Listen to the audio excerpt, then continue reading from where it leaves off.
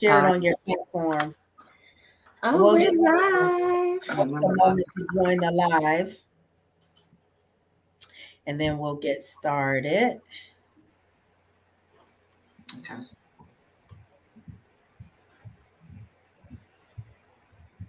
I don't have the share option. Down at the bottom by leave studio cam mic. The bottom panel. Are you on the Goddess group page or on the business page? I think you could share it from the business page. I'm on your business page, 360 Health Movement. Yeah, because I see it on here to share. Let's try to get probably because I'm not an admin of the group. Hold on, I'm going to share it with you.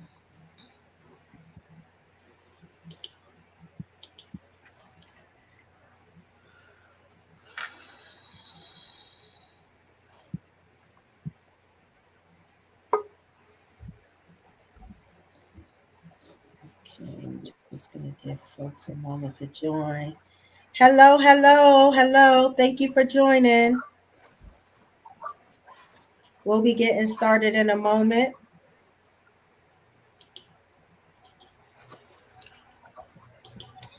Comment who you are and where you from.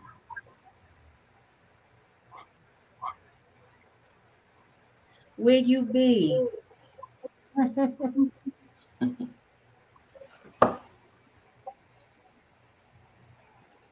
All right, we have Andrea joining us. Uh-oh. Popped in, popped up. Right. There she is. Hey, there she goes. Hey, y'all. Can you hear me? We're just waiting for a moment to join, and we're going to get started in about 1 minute, and we'll be rocking and rolling. Let's do it to it. Hey, Jenna. You're supposed to be on here, Jenna. She's in the group. Uh-oh. Let's see. Now, since you're on, I can always send you the link if you want to join, Jenna. Do you want to join us? Thank you for joining. Comment where you are. I think Dawn's trying to get on too. Yeah. Okay. Let me see if I can forward her the link. Oh, Cassandra too. Okay, there they go. Okay, there they go. I'm adding them right now. Okay. All right, we got us all. There's Cassandra. All right, where's Dawn? Here she is. She was just there. Hi, Leanne. Hi, Jeanette. Hi, Leanne. Hey, Jenna. We'll be rocking and rolling. Let me put my volume down. I'm waiting on Dawn. I seen her come through, and then she disappeared. Hi, Jeanette. Hey, Jenna. Thank you, Leanne. Thank you, Goddess. This backwards stuff has got me. There we go. Which way do I do this? Come through. Is that a message gold lip, on Cassandra? Is that a gold lippy? Hi, Jeanette. Let's go, Goddess. Hey, Jenna. Thank you, Leanne. Thank you, Goddess. It's an echo. Is anybody else hearing that? That was me. Sorry. Yeah, you guys don't have to put your phone on mute. I was in Facebook and StreamYard. I was able to share it though. Thank you. Somebody said congratulations. All right.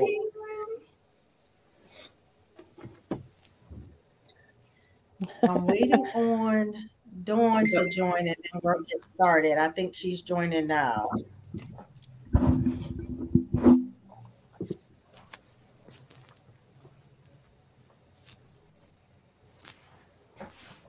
All right.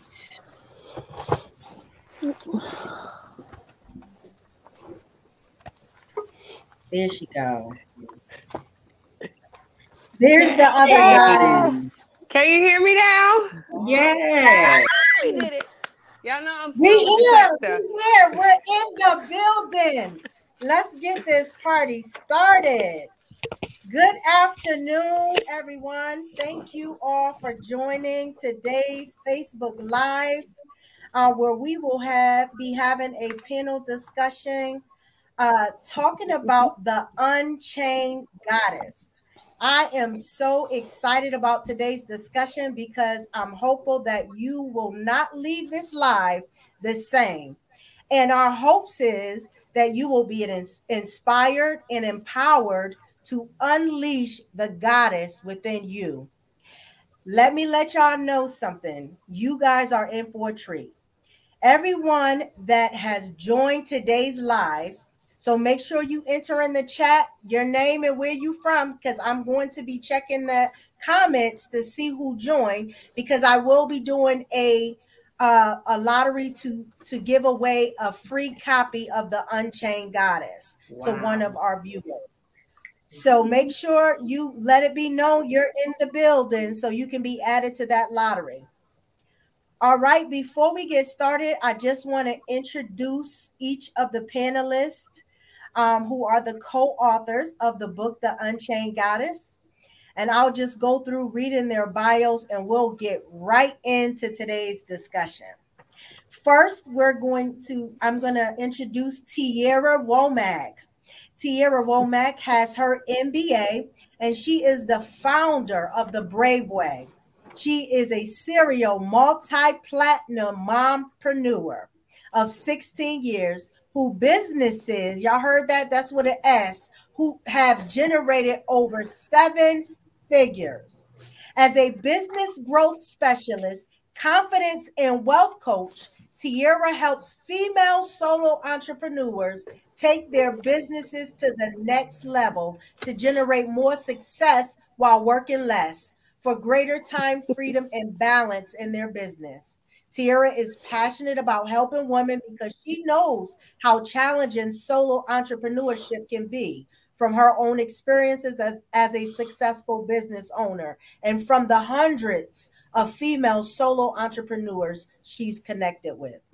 As an international speaker and transformational coach, Tierra loves to inspire women to overcome lack of self-worth, help high conflict relationships, and elevate financially, spiritually, emotionally, and mentally. That sounds familiar, y'all. That's our goal, right? She has dedicated herself to teaching female solo entrepreneurs how to achieve greater success, freedom, and happiness. All right. Our next co-author is Paula Nicole Good. Paula Nicole Good has her master's as a nurse, and she's an RN, founder of the Good Life Experience. She is a transformation coach and best-selling author, and we forgot to mention that with Tierra because she is a best-selling author as well. Paula helps ambitious women who have experienced emotional trauma discover healthy relationships with themselves and others, and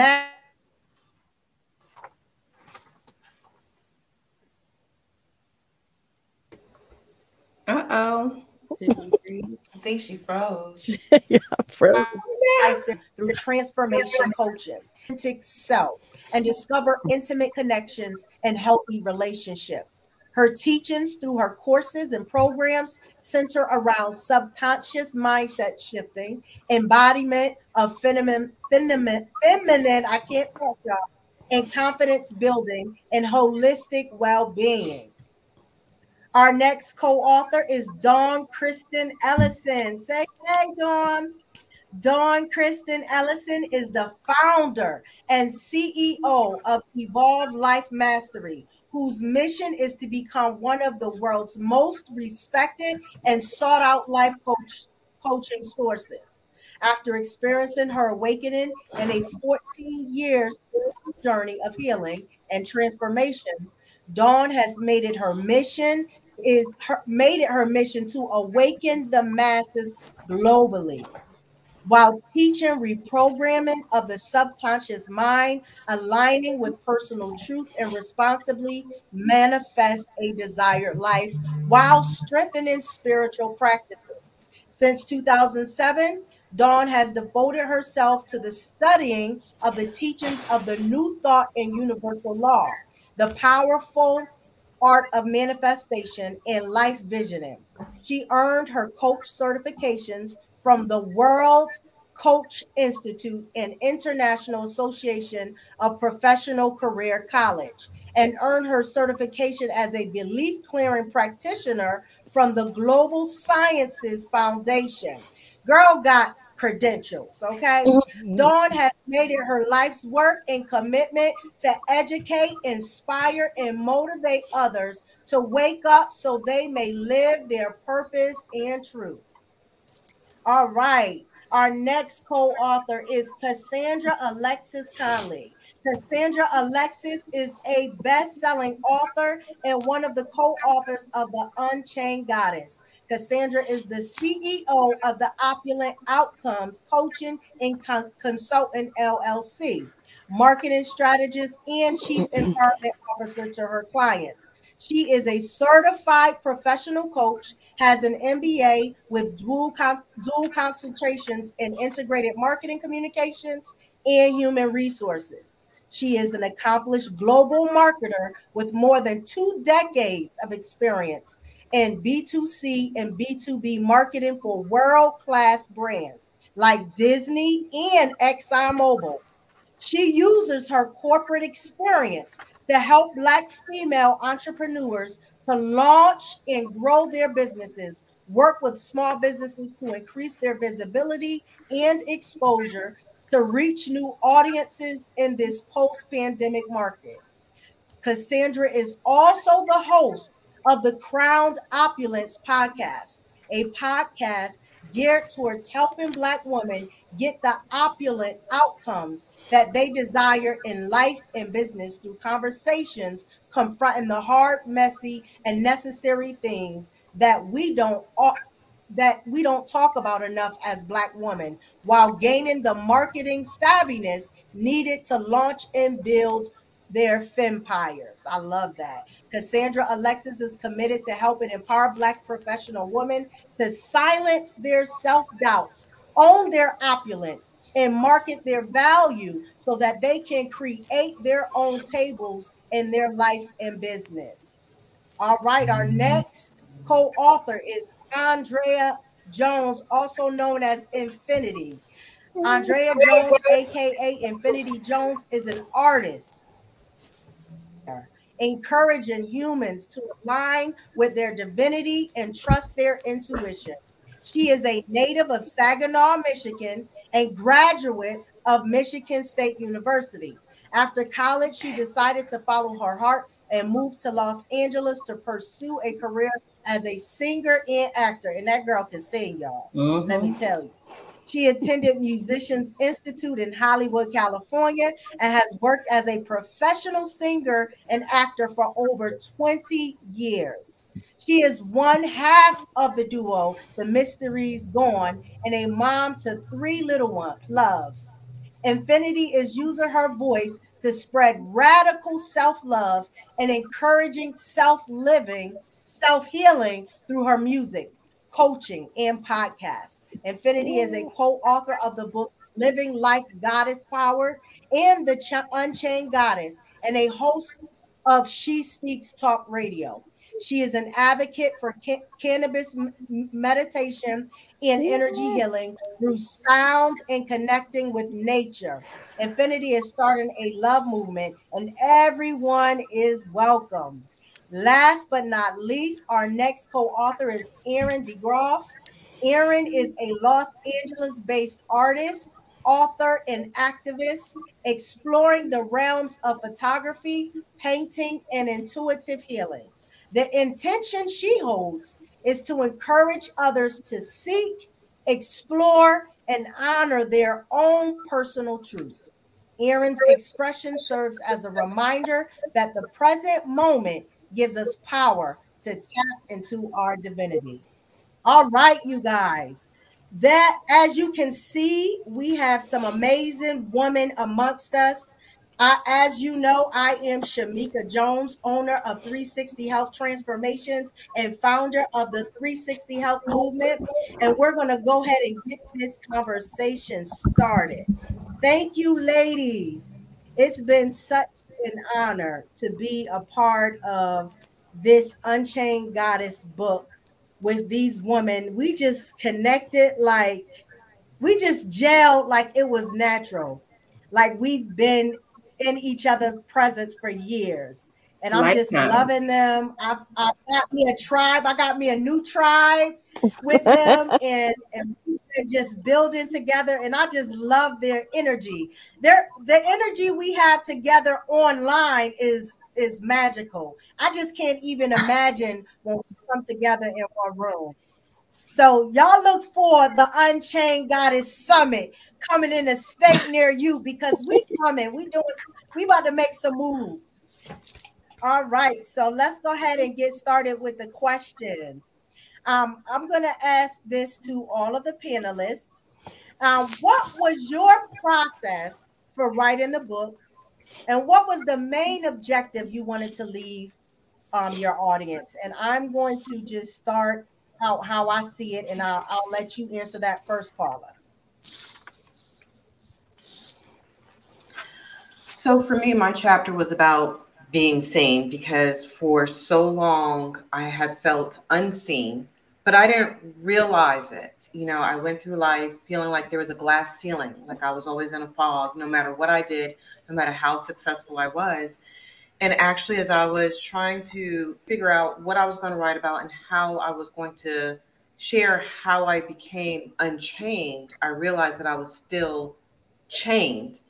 And at that very moment when I realized I was still chained is when I realized also that at that very moment, I became unchained because, as I said, I was unseen. But now I realize that I was only unseen because I hid myself.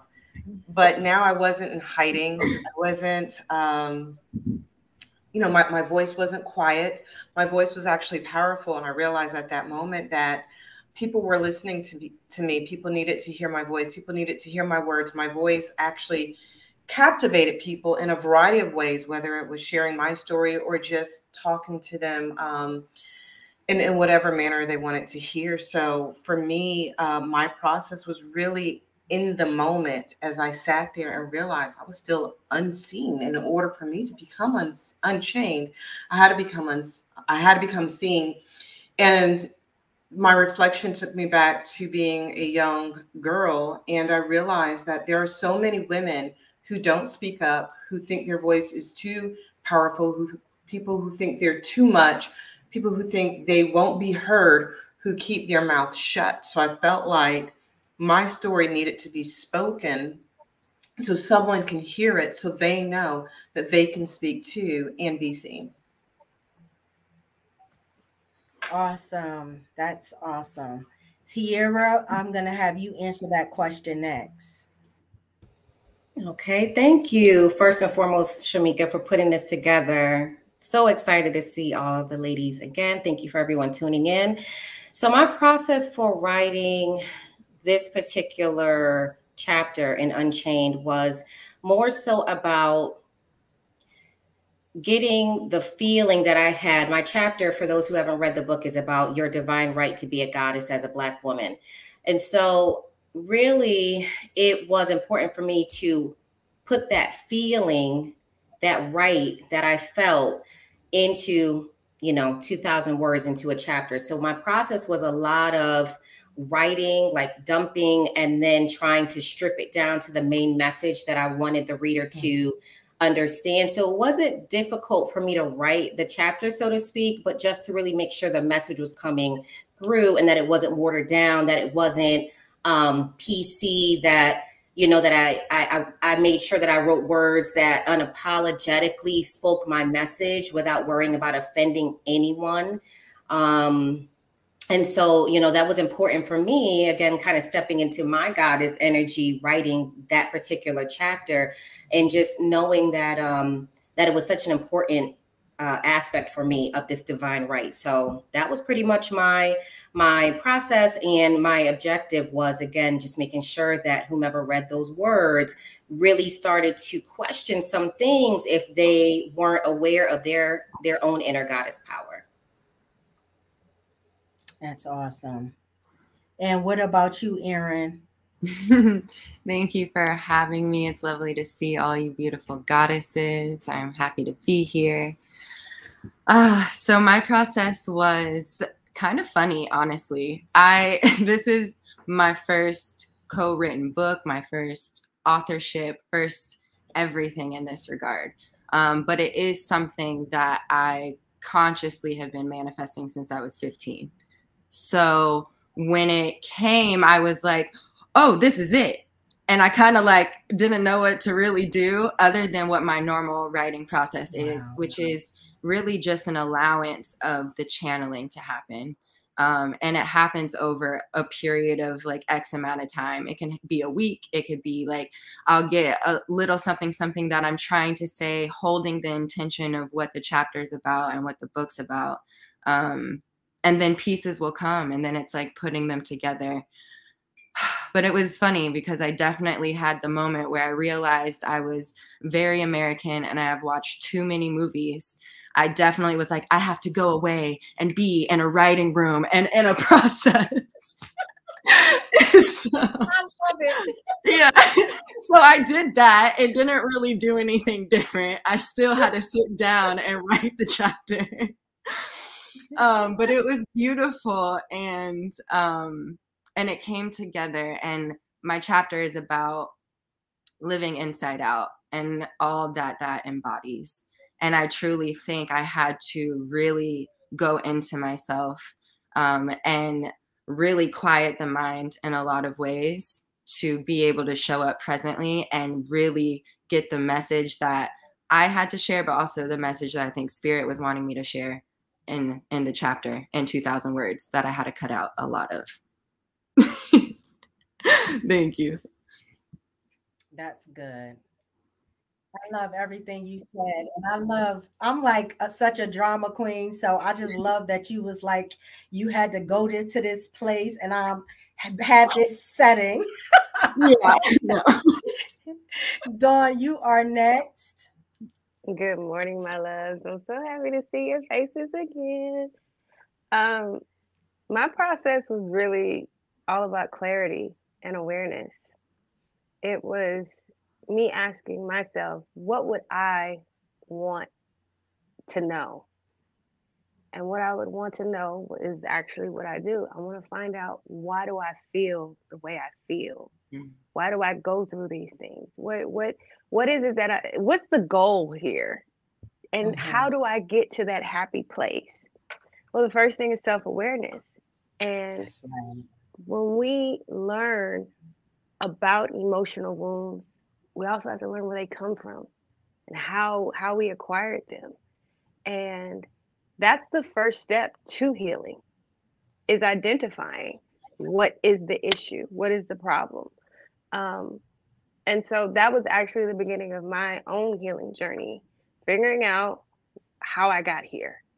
Because if I understand how I got here, I won't repeat the same patterns again. I'll be able to identify when I'm feeling certain emotions, when I'm feeling rejected, when I'm having feelings of abandonment, when I'm feeling, or remembering moments of humiliation, things like that. But also it was, I'm a history buff. So it was a matter of, this is where it comes from. You've inherited these things. These are things that Black women, particularly in this book, have experienced because of society, because of what our grandmothers and great grandmothers and so on have taught us how to be muffled, how to suffer in silence, how to, compromise with our appearance to make other people comfortable.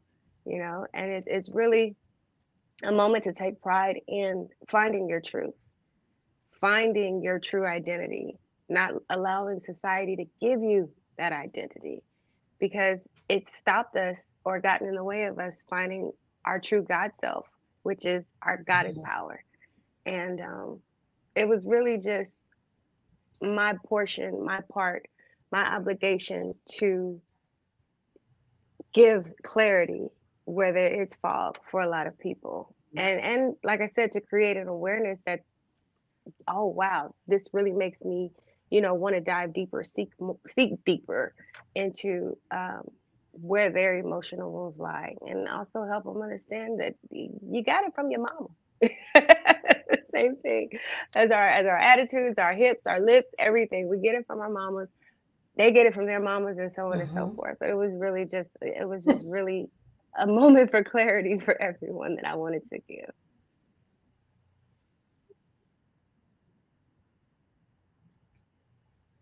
Awesome. All right, Cassandra, I'll have you answer the same question. All righty. Good morning, ladies. It is so awesome to see you all again. Thank you, Shamika, for having us and hosting this conversation. To share a little bit about my process, I actually wrote another chapter, and when I turned it in, I was like, "There's something that's just it's missing." And kind of like how Tiara was saying, when I wrote that one, and even when I wrote the chapter that's in the book, I did a lot of like outlining. There's like so many different drafts of the chapter that I wrote to put it all together and try to figure like, how do I want this to flow? And I remember when I was working on the second draft, and I was like, no, that's not the story that I want to tell, because it wasn't as personal.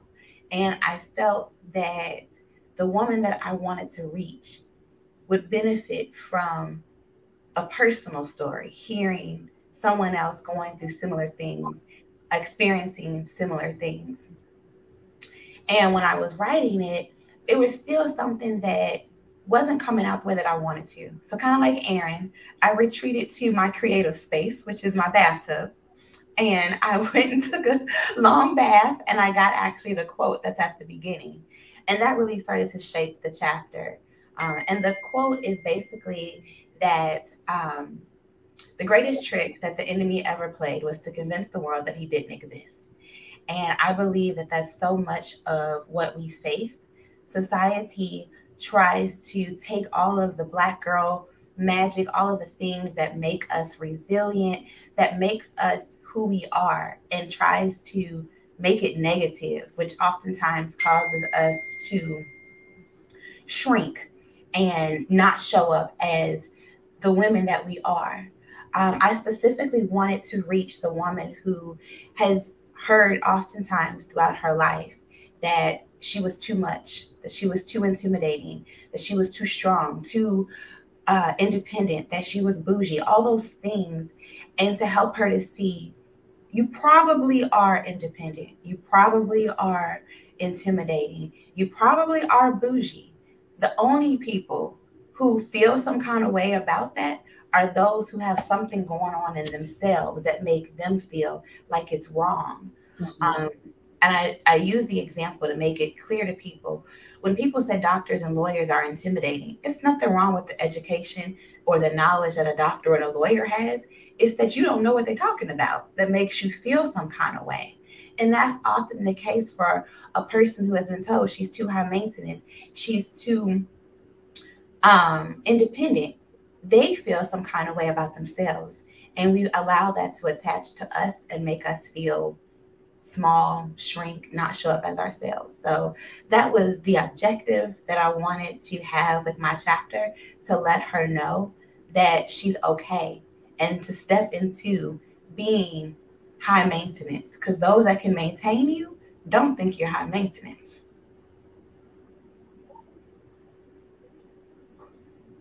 All right, now that's what I'm talking about. Ladies, are y'all taking notes? This just to get us started. We ain't even really get into the conversation, and they already talking. All right, Infinity. What was your process and objective? All right. Well, during the time of writing my chapter, I was actually working with my soul coach, Yolandi Boshoff, and I was telling her I was actually kind of stuck. I was stuck as a little bit. Oh, you can't hear me? Can you hear me? We can hear you. Okay. And I was working with my soul coach and I told her, I'm not quite sure what I want to write. And she said, what would you want to leave for your daughter? What is your legacy? And immediately I started to, and mine is definitely pretty woo woo and artist like Aaron. I had to go out into the trees and I had to talk to the trees because I believe that our ancestors' energy is all around us and they speak to me through the trees. And so my chapter is called Our Ancestors Are Calling Us to Dig Deep.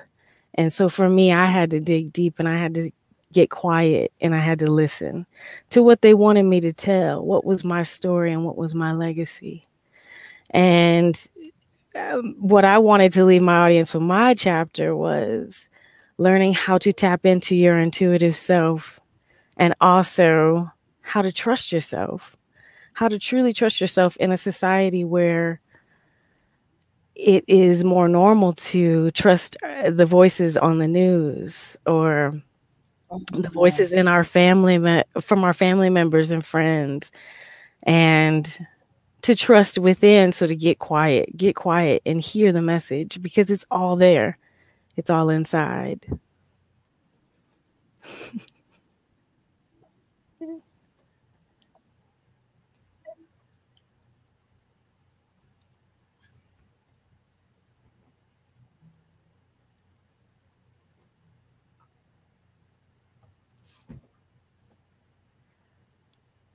All right. Are we breaking up or is it just me? I think you have a little lag. Yeah, I think you have a lag. We can see, we can hear. Okay. It was breaking up. I apologize for that. I'm going to have to make a with stream, y'all. Can't be breaking the conversation up. Well, I'm just going to tell my process. And it's like I can relate to every one of what you guys said. Like Paula, I felt like I was unchained prior to the book, but then I started writing and I'm like, man, I still got some change I need to unleash.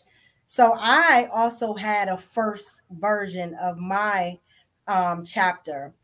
And I'm telling you, I got to doing some of them ugly cries writing my book. I'm talking about three o'clock in the morning. In this office I'm sitting in right now, and I'm like, man, I didn't know I was still holding on to that. But it was like necessary. So that first one was the remainder of the purge. I had to uproot the remainder of those things that were harming me, that were causing me to have, not be full and authentic. And I talk about that in my book. Living life authentically is my chapter. And I had told a story part about my mom and what she spoke over me, and just I summarized like different experiences that I had. We didn't have enough words to get into telling all my story. But I did not want to put my mom in a certain light because that's my mom and I love her. And now that I'm healed, I see things differently. I have more compassion for her and I understand. So I understand, although it might not have been, it wasn't healthy for me, the words that was spoken and the things that were done in my life, I understand where it came from. This was some generational stuff that was coming on that she was passing down to me. But the buck stopped with me. I'm canceling it. It's not going to my children. It's not going to my grandchildren. So what my objective was, I was speaking to the mother and a daughter. So I was speaking to the mother so she can heal and so she can speak into her goddess. And I was speaking to the daughter who may have been wounded by her mother and wanting her to find healing and find herself so she can live authentically. But all of our stories just came together. It was magic. And I just know that we all have individual books inside of us, but I also know that we have a mission with this Unchained Goddess. This is not just a book that was written. I feel like this is a movement that's taking place.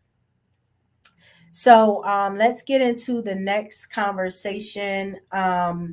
What was the hardest part about writing a book, and what did you learn about yourself, and if anything, during the process of writing the book? And I'll start again with you, Paula. We'll just stay in the same order. Okay. Well, for me, just like you, a large part of my healing process with writing my chapter was my mother and the relationship that I had with her and how it impacted me. So for me, it was sitting there and telling my truth, knowing that there would be some people who'd read it, family members, friends who knew my mother, but knew her in a different light or perceived her in a different light, who may look at it as, well, that's your mom. And so I'm one who believes in living your most authentic self and being in your truth, because you can't live life with regrets. And in order to live life without regrets, you have to be in your truth and be okay with your truth. So I had to take that moment and really say, well, this is the reality. And that was a big part of my healing process that I had been going through for the last 2 years already. So it was being able to speak on it. And that was difficult, with saying, you know what, people might read this and they may disagree, they may criticize, they may have their different opinions, but I just have to put it out there. So that was a little difficult for me.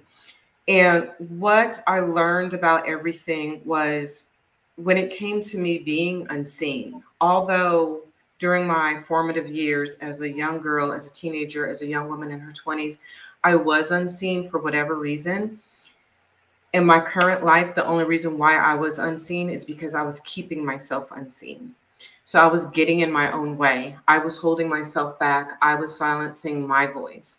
So I had to accept that there was nothing that was holding me back anymore except for myself. And in order for me to move forward and lead the way, I had to get out of my own way. So that was a big healing process for me, as to, with taking off that veil and really stepping out. And Tiara, what about you? I'm sorry, I'm just caught up. This is such an interesting question, and I want to respect everyone's time on here. So let me say, the hardest part, I would say, as one of the spearheads of the book, along with Infinity, through the lovely Leanne, the hardest part was actually getting some women who I reached out to be a part of the book understand that Black women can actually do something together that is powerful, that is profound, without any cattiness, without any crabs in a barrel, crabs in a bucket mentality.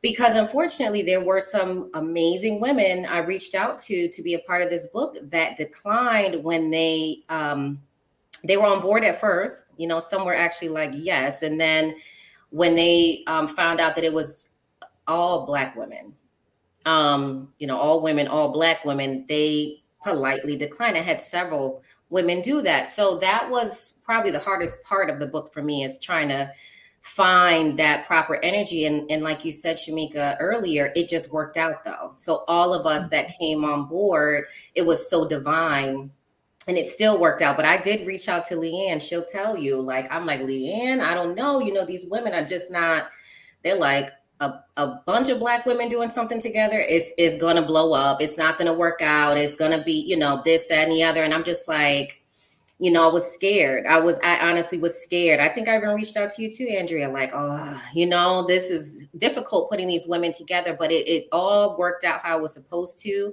with the most beautiful of spirits, where I feel like you mentioned our energy before.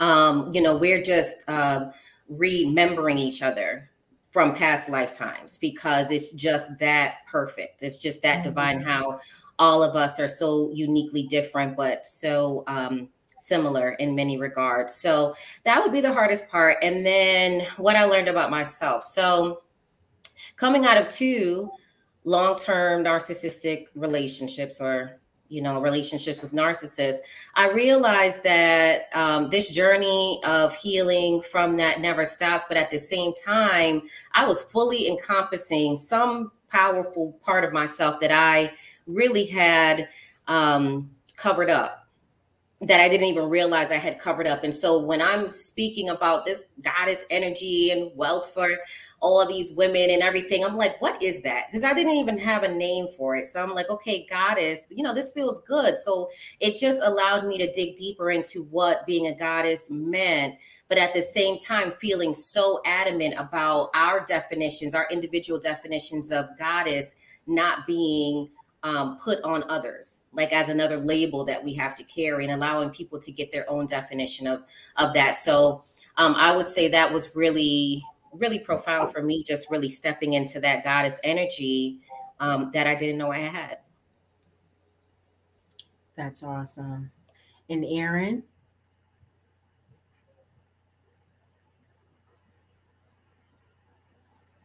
You're on mute. Hi. I said I like this question. And the hardest part of writing the book, I think, was writing it, if I'm just being 100% honest. Like, I knew I had the capacity to, but where I'm at in my life and where I was at during the beginning stages of the book, I was still very much deep in like a healing of grief. And my life right now is like fluctuating, and there's a lot of old things and old patterns and old structures around me that are falling, while also these new structures and these new relationships and these new things, opportunities, energies, like building around me at the same time. So it was a constant invitation to be like, are you going to do this? Or are you going to do the thing that you're writing about in your chapter, which is blame everything around you as to why you can't get this done? So I did it. And I learned that, kind of similar to what we've discussed already, like I recognized like, oh, there's still work to be done. Like, I'm talking about these things only because I'm actively still learning them.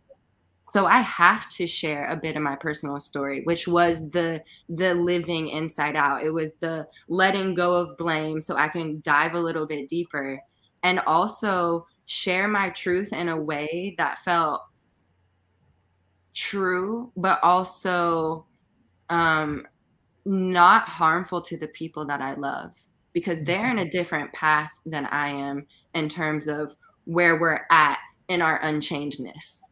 And so it was a learning and challenge, like a challenge learn at the same time, to find my balance between all of those things and still just show up for what I know God put in my life on purpose. So, yeah. That's good. I love how you said that people were on a different level of unchainedness, because that's so true.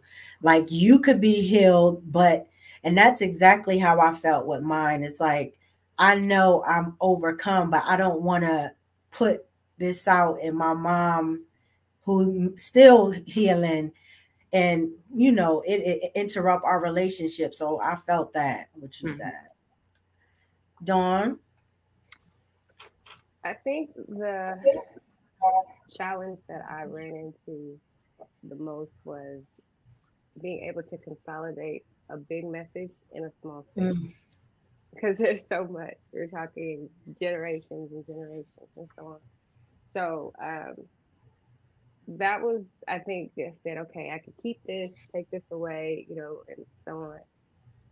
But I wanted it to be so powerful that it would make people want to go do more research on their own, look more within themselves to find the answers that are laying dormant for them. What I learned about myself, or what I realized, was I'd come a very long way, a very, very long way in my healing. It was a moment for me to be proud of myself at the things that I had accomplished. And it was still an awareness of there's still so much more to go. There's still more of your story that is to unfold. But at least now you have a trajectory. You know which direction you're going, and you know you're not going backwards. And it also, just reading it to certain people as I was writing it within my family, it awakened something within them. Those other conversations that were taking place and other parts of life that were healing at the same time. So I realized that it was a healing session within itself, writing the book or writing the chapter, and it was a moment to be proud of not just myself but others that I saw that were aware of this and going through their own healing journeys and so on. And so we are living the prayers of our ancestors. We're becoming what they hoped we would become, which is a greater expression of them. And that's what healing is healing the wounds of those that came before us. That's good. I love that. Cassandra?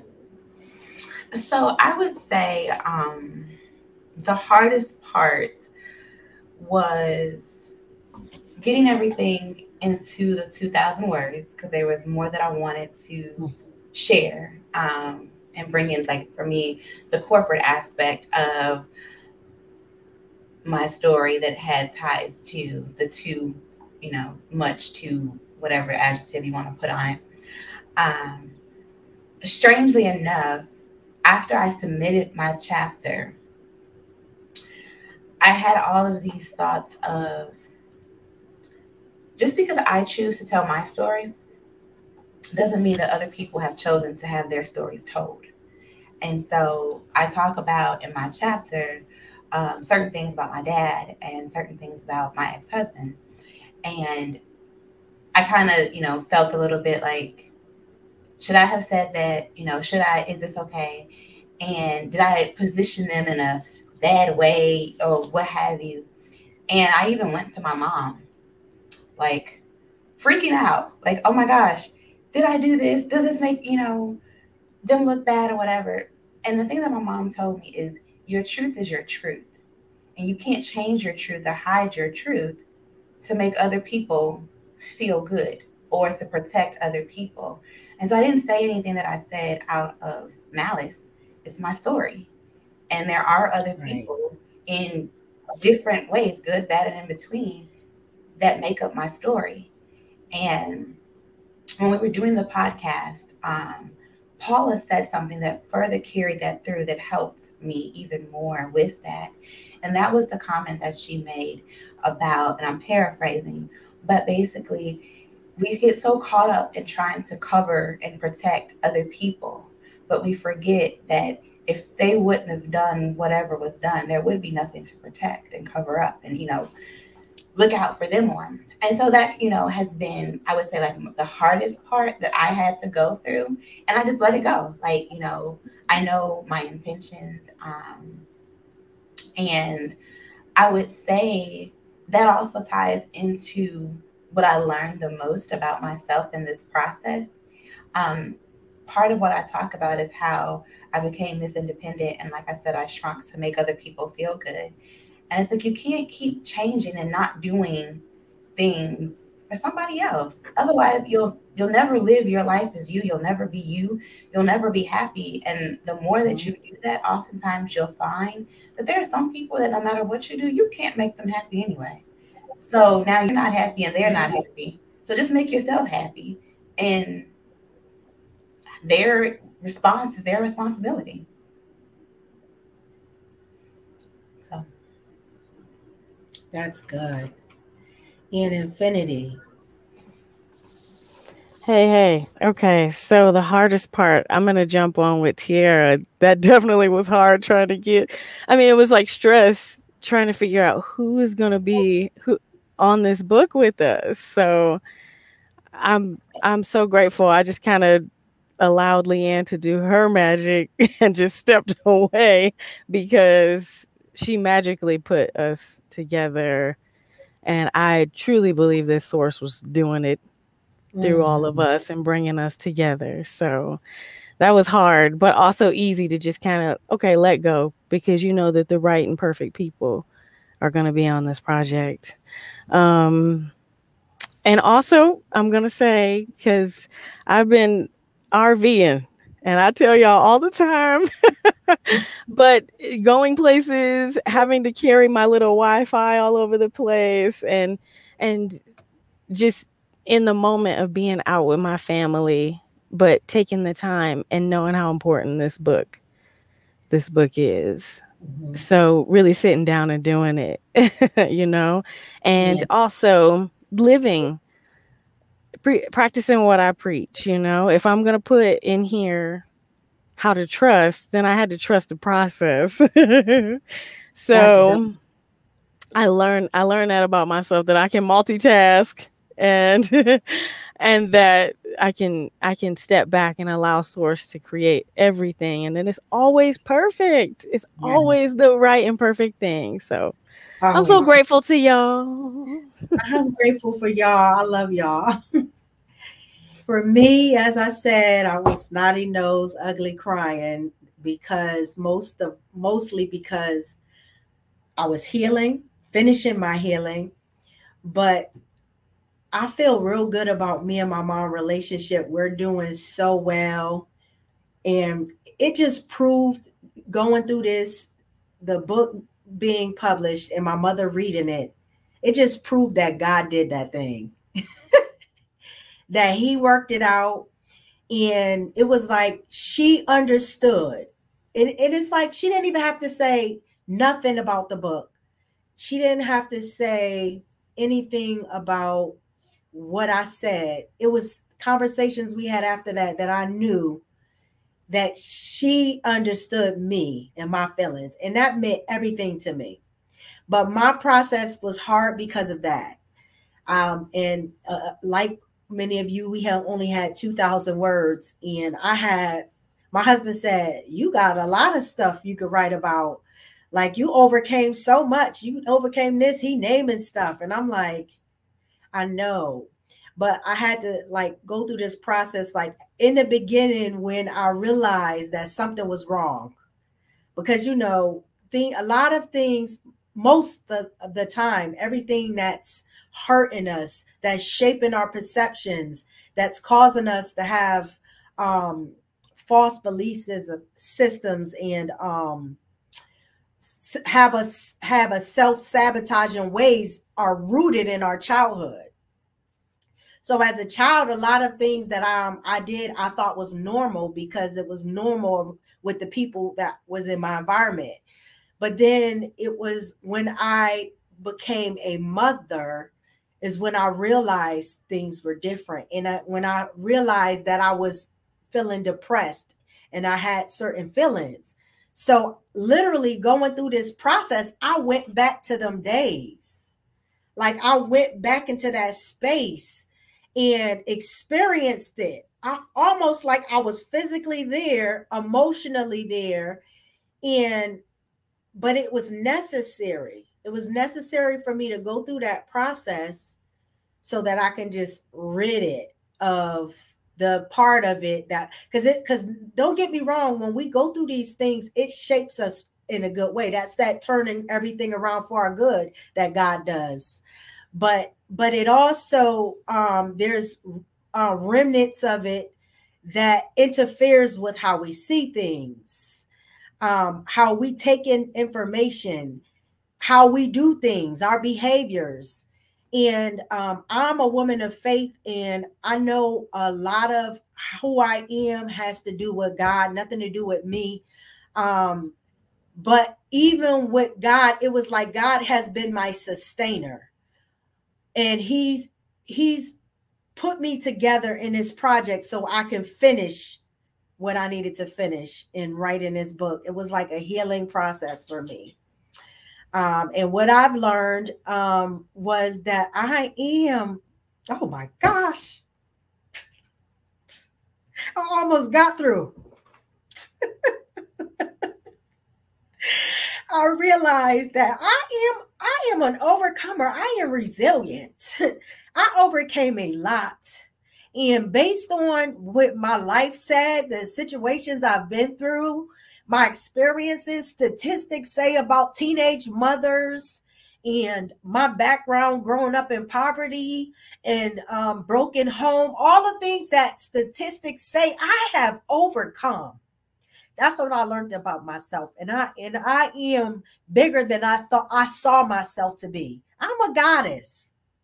And that's what we about to go into next is talking about what is a goddess, because we had this amazing conversation when we were on Cassandra's Crowned Opulence podcast.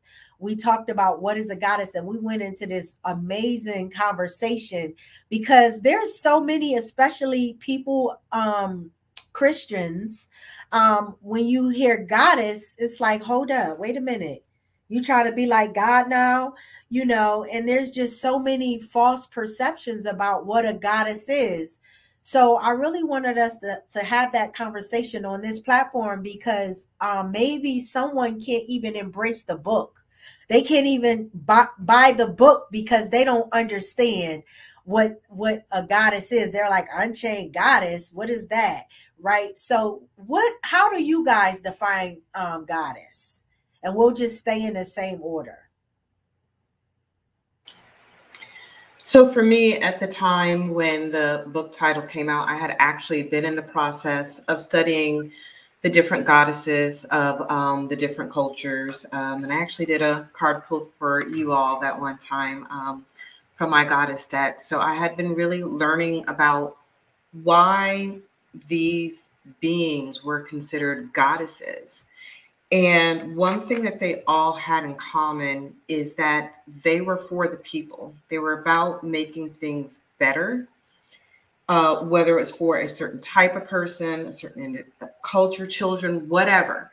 But they would take their feminine power, pull it out, and let it lead them as they made the unapologetic changes within themselves and did the unapologetic actions so that they could pave a way for people to be improved. And once I understood that, and actually I know Tiara's going to speak about her definition, and I saw her definition as she wrote the book, and I looked at it, I realized, well, wow, I'm doing that. I'm doing it in my own way, as these goddesses did in the centuries past. They did it in their own way, which makes them all unique. So for me, it wasn't about being above everybody else. It's about being my own unique self and leading people in my own unique way based on who I am as an individual.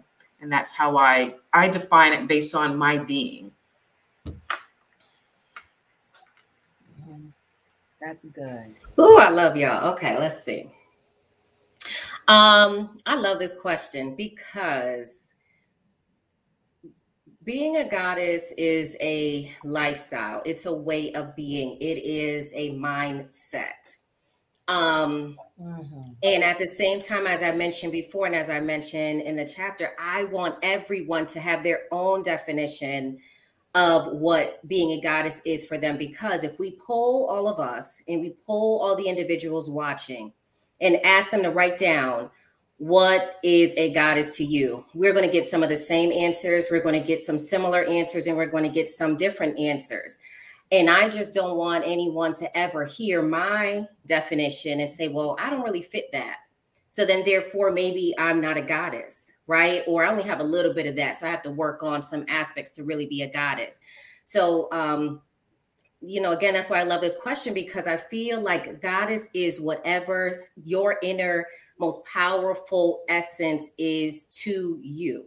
And even depending on the chapters in my life, my definition changes sometimes every day, just depending on what I'm feeling. So it's not like a specific word by word definitions. I know that we all have our own definition of what a goddess is, but I just more so feel like whatever your individual definition of being a goddess is, to fully encompass that for yourself. So love that question. Erin? Make sure I unmute myself this time. So how do I define a goddess? It's interesting because it's a word that before this book, I definitely didn't like use on the regular basis. There was some discomfort, but there was also some like light comfort to it as well. But I never associated it directly to myself.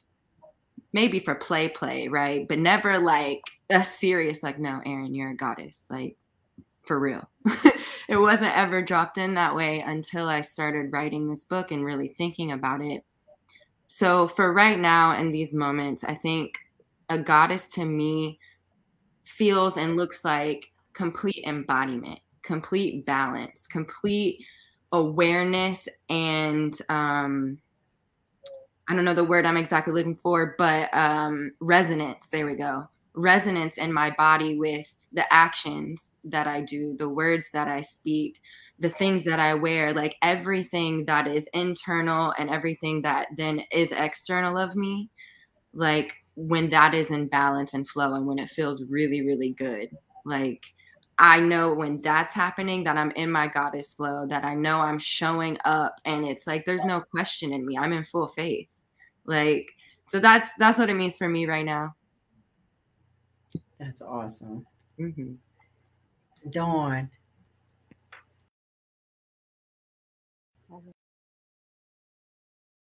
For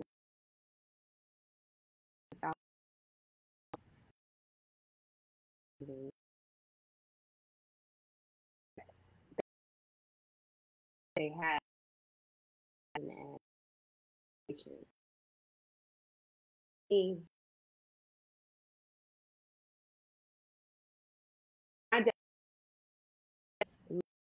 Myself, the God in you, knowing your purpose, having clarity of what your mission is, delivering.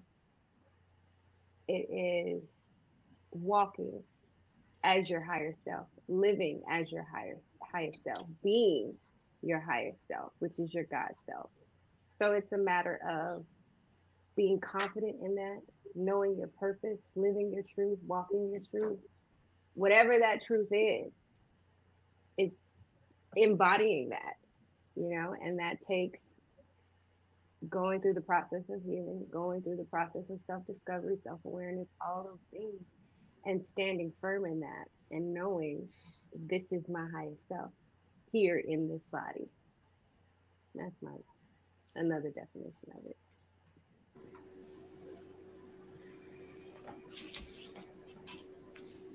That's good. Cassandra? So it's interesting that Dawn mentioned Greek mythology, because if you study Greek mythology, you may have heard of Cassandra. She actually was a priestess in Greek mythology. I think it was Apollo or Zeus, I get it mixed up, that actually wanted her.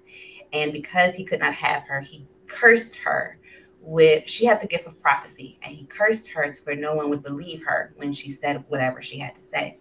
So I just find it interesting that I'm now, a part of a book called The Unchained Goddess, and my name actually comes from that. And when I asked my dad about my name, that's where he got it from.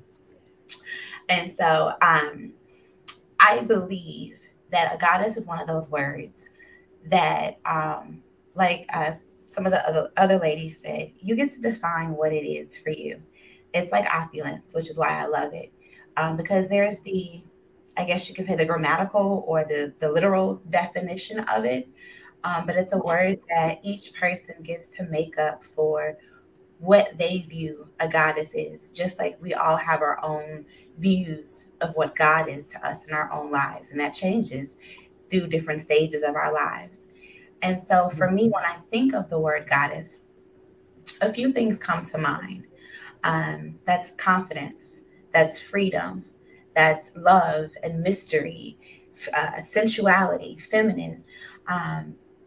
Ultimately, she is like, she gets to be, and she's confident in her being. So that's what I think of when I think of the word goddess. On my vision board for this year, I actually was intentional, which is also funny about the book. I was intentional of I wanted a Black goddess on my board. And I found one. It has like a blue coloring, but she's basically dancing in the rain, which, you know, that's not something we do as Black women because our hair, we don't go dancing in the rain. But there's such a freedom that is with that picture.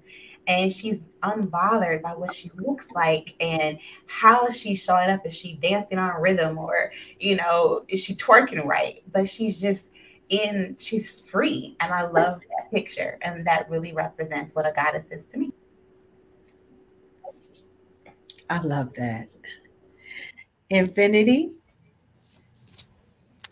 Wow, it's all been said, y'all. It's all been said, but I will add that it's about alignment, mind, body, and spirit. When you connect with the source within, when you allow the infinite to show through your actions, through your words, through your love.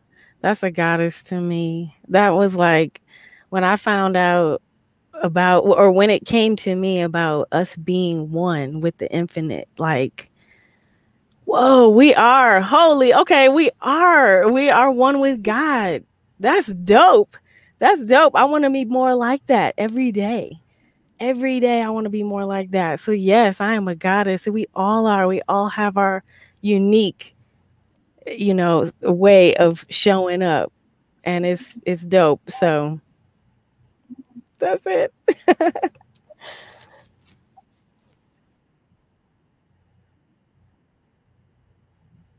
I love that.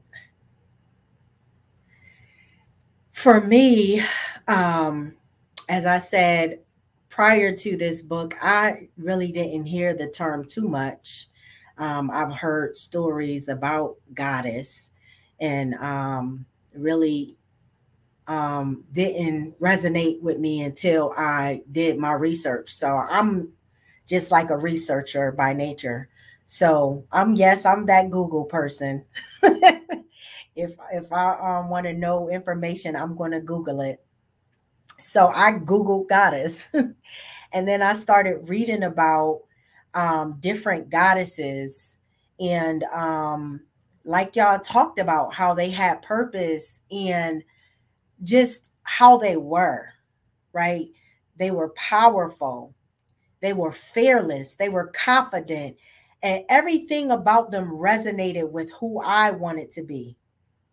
So when I think of goddess, it's a woman who is fearless, who is confident, who is have self-love, who love themselves, and that is purposeful. The goddess that I read about, they had a purpose. They were mission driven, purpose driven. Whatever they were to accomplish, they set out to accomplish. That's what they did. And then the other part of goddess is, I heard you guys say, is God within.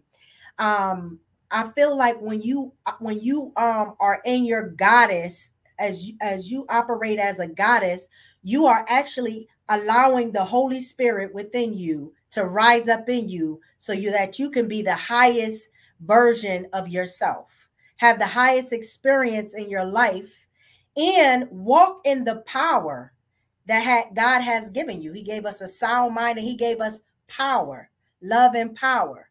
And I think that's what goddess means to me. So I noticed as we talked about in our we as I read our chapters, I noticed that there was a theme, and that theme was self-awareness. And I really don't think people, I'm starting to hear it more. I'm starting to hear self-awareness, self-awareness, self-awareness. But I don't really think people know how important being self-aware is. And self-awareness is dimensional, right? It's not just about being self-aware of, you know, what you're thinking, what you're doing. That's part of it, right?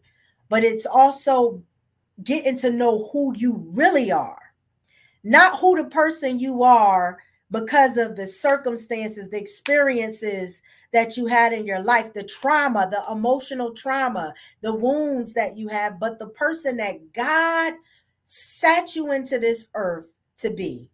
That's another part of self-awareness. So I want us to talk about that.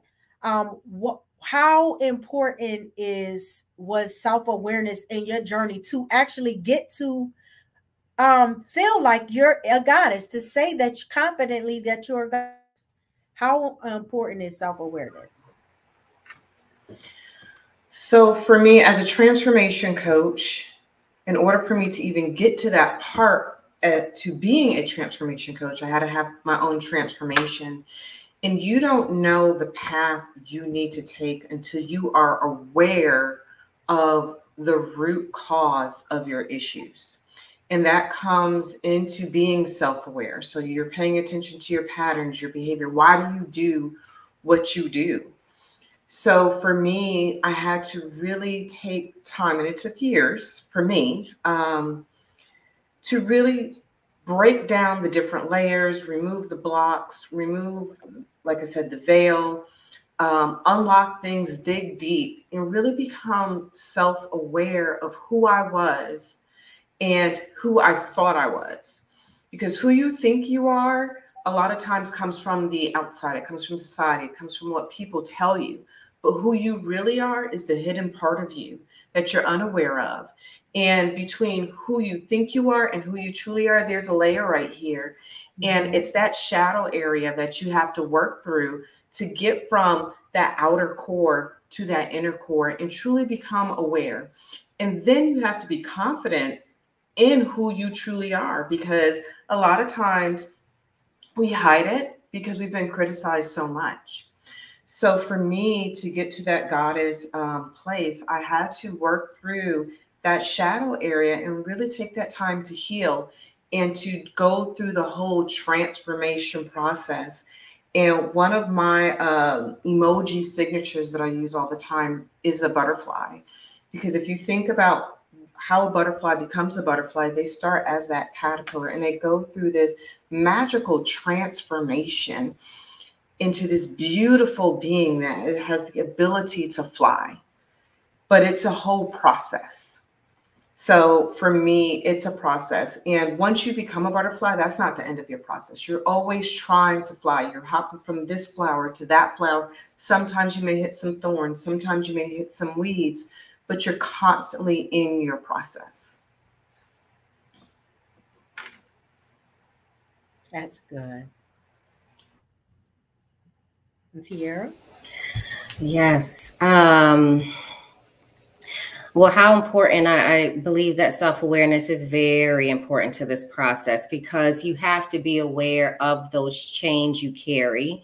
You have to be aware of the BS, the belief systems that you carry on your journey to becoming aware of the goddess within you. If you feel, we talked about this before, triggered by that word, you know, understanding and becoming aware of why that word goddess triggers you. Or if you feel as though you're not quite in that goddess power yet, understanding and being aware of the beliefs that prevent you from feeling like you can fully step into that goddess power. So, you know, I do believe it is a part of awareness and a part of identity when it comes to stepping into that goddess power, being intentional in embodying that God is part of you every single day, even on the days that you don't feel like it, because we are always only doing the very best we can at any given moment. Our past is a culmination of decisions that we thought were the best at the time. In addition to the chains that we carry from a lineage perspective from our mothers and aunts and grandmothers, who were also only doing their very best at any given time from the standpoint of survival. So understanding, and being aware is, I feel like, the very first process in stepping into that goddess power for those who are hearing us and loving what we're saying, but still on that journey into encompassing that fully themselves. That's awesome. Erin? So when I was younger, I think I was introduced to this idea of like suffering or discomfort pretty early on. So I started asking my mom, my dad, or like the few adults that I knew, like, how do I feel better? Or like, how do I like change what's happening? And a lot of the times the response I would get was like, oh, just love yourself and it'll be okay. And so then my question was like, okay, how do you do that?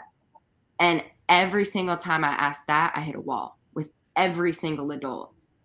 And I was like, why can no one tell me, not necessarily the specifics of how to love Erin, but just a general, like, what are the tools? How do you love yourself? No one could tell me. And that started to frighten me. I was like, wow, like, I know I'm in this perceived suffering. I know things around me are crazy. I want to feel better. And I don't know what's happening. And no one can tell me how to love myself. And I don't think they know how to love themselves. So that was my precipice of being like, okay, I got to like dig in and become self-aware of something, because what's happening outside of me, I'm not liking. So it was really the journey of like together of like self-love, self-awareness going hand in hand based off of like suffering and pain and things that I didn't want to be happening.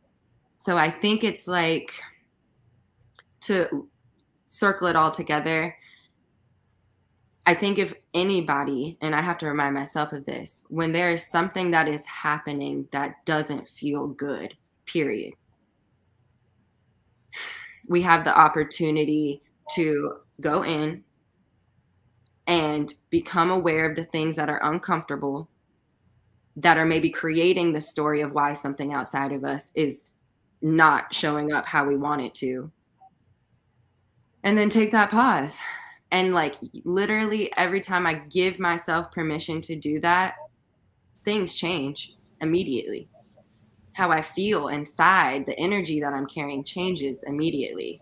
So I think self-awareness is pertinent to your self-love journey, to your lifting yourself out of suffering journey, to anything that you want, like anything, truly, manifestation, like anything you want starts within.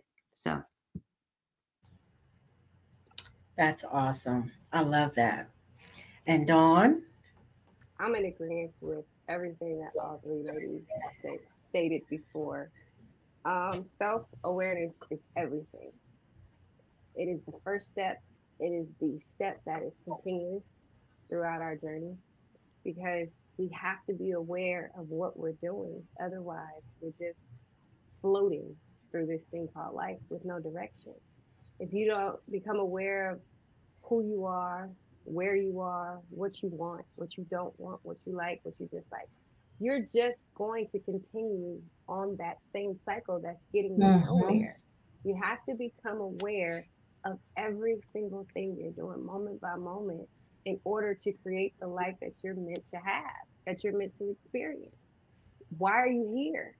Why am I not living the life I want? Why am I not in a relationship somewhere? If you don't become aware of what's going on with you internally, that's the repeat of the patterns. That's the suffering. That's the misalignment. And it becomes a habit. You start asking yourself certain questions, like Erin said, what is going on with me? Why do I feel this way? You're gonna have to go find it, because guess what? Nobody outside of you has those answers. You can get mentored, you can get some form of guidance, but the work, the journey is all you. It's all you. And that is transformation. I too am obsessed with the butterflies. Like, I paint butterflies Me because the too. butterfly is so powerful. That caterpillar is only aware of being a caterpillar, and it's moving off of pure instinct. It's listening to itself the whole time. I'm supposed to go ahead and eat these leaves. I'm supposed to fill up. Then I'm supposed to make this cocoon. Nobody's telling the caterpillar what to do. It's just going with what it's pulled to do. Wow. It goes through this process. It creates this cocoon. Inside this cocoon, it goes through the most painful process of metamorphosis. And before it can leave this cocoon to go out and do its work and fly and be beautiful, it has to strengthen those wings. It has to get stronger and stronger and stronger until it breaks open. I'm strong enough to go out here. That's the confidence. Wow, It doesn't that is so question. beautiful. It doesn't question its purpose anymore. It just feels, listens within, goes with what is instinctional. I guess that's the word. And it does its job. What's its job? Like Paula said, go flower to flower. You are to pass on pollen. You're to be a symbol of beauty. Any other creature does not understand what that butterfly just went through, but that butterfly is floating gracefully, beautifully, fulfilling its purpose, doing its duty until it's time for it to be done. That to me is a perfect example of self-awareness, with that comes from within. So it is a process of just listening to yourself, seeking the answers by any means necessary, but the stillness is important as well, because you can't hear from the divine unless you are still and able to hear everything. Man, Dawn, you summed that up pretty darn good. That was just amazing how you just described the butterfly phases, and just that is perfect. All right, Cassandra. I echo your comments, Dawn. That was a beautiful illustration of the process. And I wanted to pull out something that you said, and you said it's painful when they're in the cocoon. And I think about, if you think about the pictures that we've seen of what our ancestors were, what they look like in chains, and carrying those chains and being shackled to one another, or their arms and hands and feet together. I would imagine carrying those chains is painful. And the process to get free is painful. When you think about the healing, the work that you have to do, in order to become unchained of anything, I think in this instance, you have to become self-aware, because if you don't, you stay connected and attached to what it is that society or everyone else or whoever it is that's chaining you has thought of you, has for you. And so the only way that you can get free from that is to become aware of who you are, and who you are outside of the mask, who you are outside of the hair, the lashes, the makeup, the roles, the titles, but who you are when you go to sleep at night, when you wake up in the morning, when you're on your knees crying and you're praying to God for help. I would say, for me, one of the things that has been key in my own journey is reflecting back to who I was as a child before I allowed the world to tell me and define who I was supposed to be. And I don't mean the immature childlike ways, but I mean the core things that made me who I was. Those are the things that I believe that make up who we are as people. They evolve as we grow, as we get older. But I believe that who you are as a person, in so many ways, the core is putting you when you're very young. And so for me, it was going back to, who was that person? What were those things that made you you before you listened to someone telling you that there was something wrong with you, before you stopped trusting yourself? And that to me is a piece of becoming self-aware and becoming unchained. That is beautiful. You guys are just hitting this on the nose. I'm loving this conversation. I just hope you guys in the audience are really not just understanding what this Unchained Goddess book is about, but I hope that, you know, as we're having this conversation, that it's resonating with you, and that if you're in a place where you're chained, that we're starting the unraveling of the chains so that you can be set free to be the goddess that you are. And we might have some men viewing, because we do have some men in our audience, as far as our group and my business page. This message is not just for women. Yeah, our audience, our target audience is women, but the things that we are saying can resonate with not just Black women, but any woman and man. So it's all about, as we've been talking about, there's just been words that we've been speaking out: being authentic, being self-aware, being healed. It's all about all of that. And that's what, as collectively, we came together in writing this book. We didn't just want to write a book. Yeah, we had goals of writing a book, but we wanted to help the people that would read the book. We wanted to share our stories, to say, hey, I went through this and that, and this is how I overcame, and speak life into you so that you can live in purpose. So I'm hoping that this discussion is resonating with you guys, and I'm going to let you answer that question, Infinity, and then we're going to shift after this. Okay. Everybody has said so many beautiful things, and I agree with all of you. I feel like self-awareness is essential to becoming unchained from everything that is preventing you from being your true divine self. And Source speaks to me in song. And when I saw this question, I immediately thought of I'm starting with the man in the mirror. I'm asking him to change his ways. Or her ways, huh? Right? I need to change some words. Just blessed us, y'all.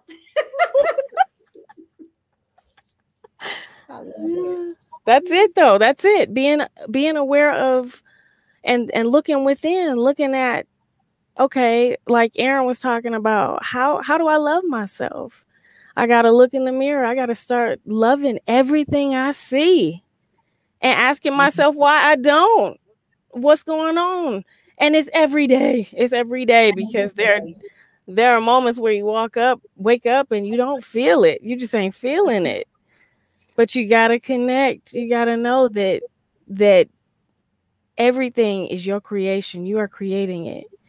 You are creating the good and the bad, and to learn from it and to expand from it. So butterflies, black butterflies, right?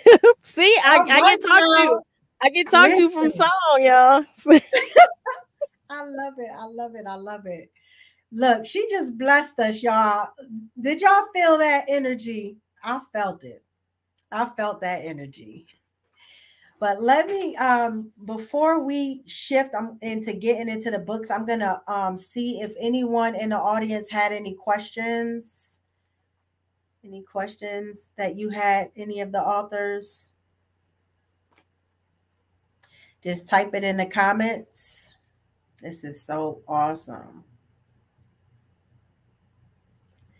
So I'm gonna say, for me, and I have a signature program, and the first phase of the program is self-awareness, because for me, on my journey to healing, and I call becoming, and now I say becoming a goddess, was self-awareness. And I think the other part that I didn't say about self-awareness is, when you know who you are, all those outside voices that's speaking to you, all the things that's going on around you, and even your right now, Your bank account might be looking funny. When you know who you are, because the thing is, who you are, the word says that our gifts make room for us. So part of who you are is the gifts that you have inside of you. And I brought up the bank account because that's a part of our who we are. But sometimes where we are in the now might not resemble who we are. But when you know who you are, that knowing that identity of who you are is going to push you, is going to keep you focused on your path, so that no matter, okay, this is not working out right now. This person said this to me, but you know what? That's not who I am. I know who I am.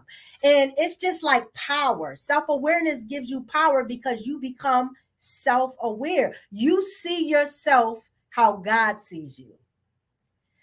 So I want you to get on that journey, that path to self-awareness. That is the first step of becoming. That's the first step of unraveling the chains. In order to be set free and soar, we have to know that we can fly. And all of you listening in, you can fly. No matter what's going on in your life, no matter what word curses was spoken over you, what people said about you, no matter what your life circumstances saying right now, everything might be breaking out, your relationships with even your family, because let me tell you something. The things that really impact us are done through people who are familiar, and that's family.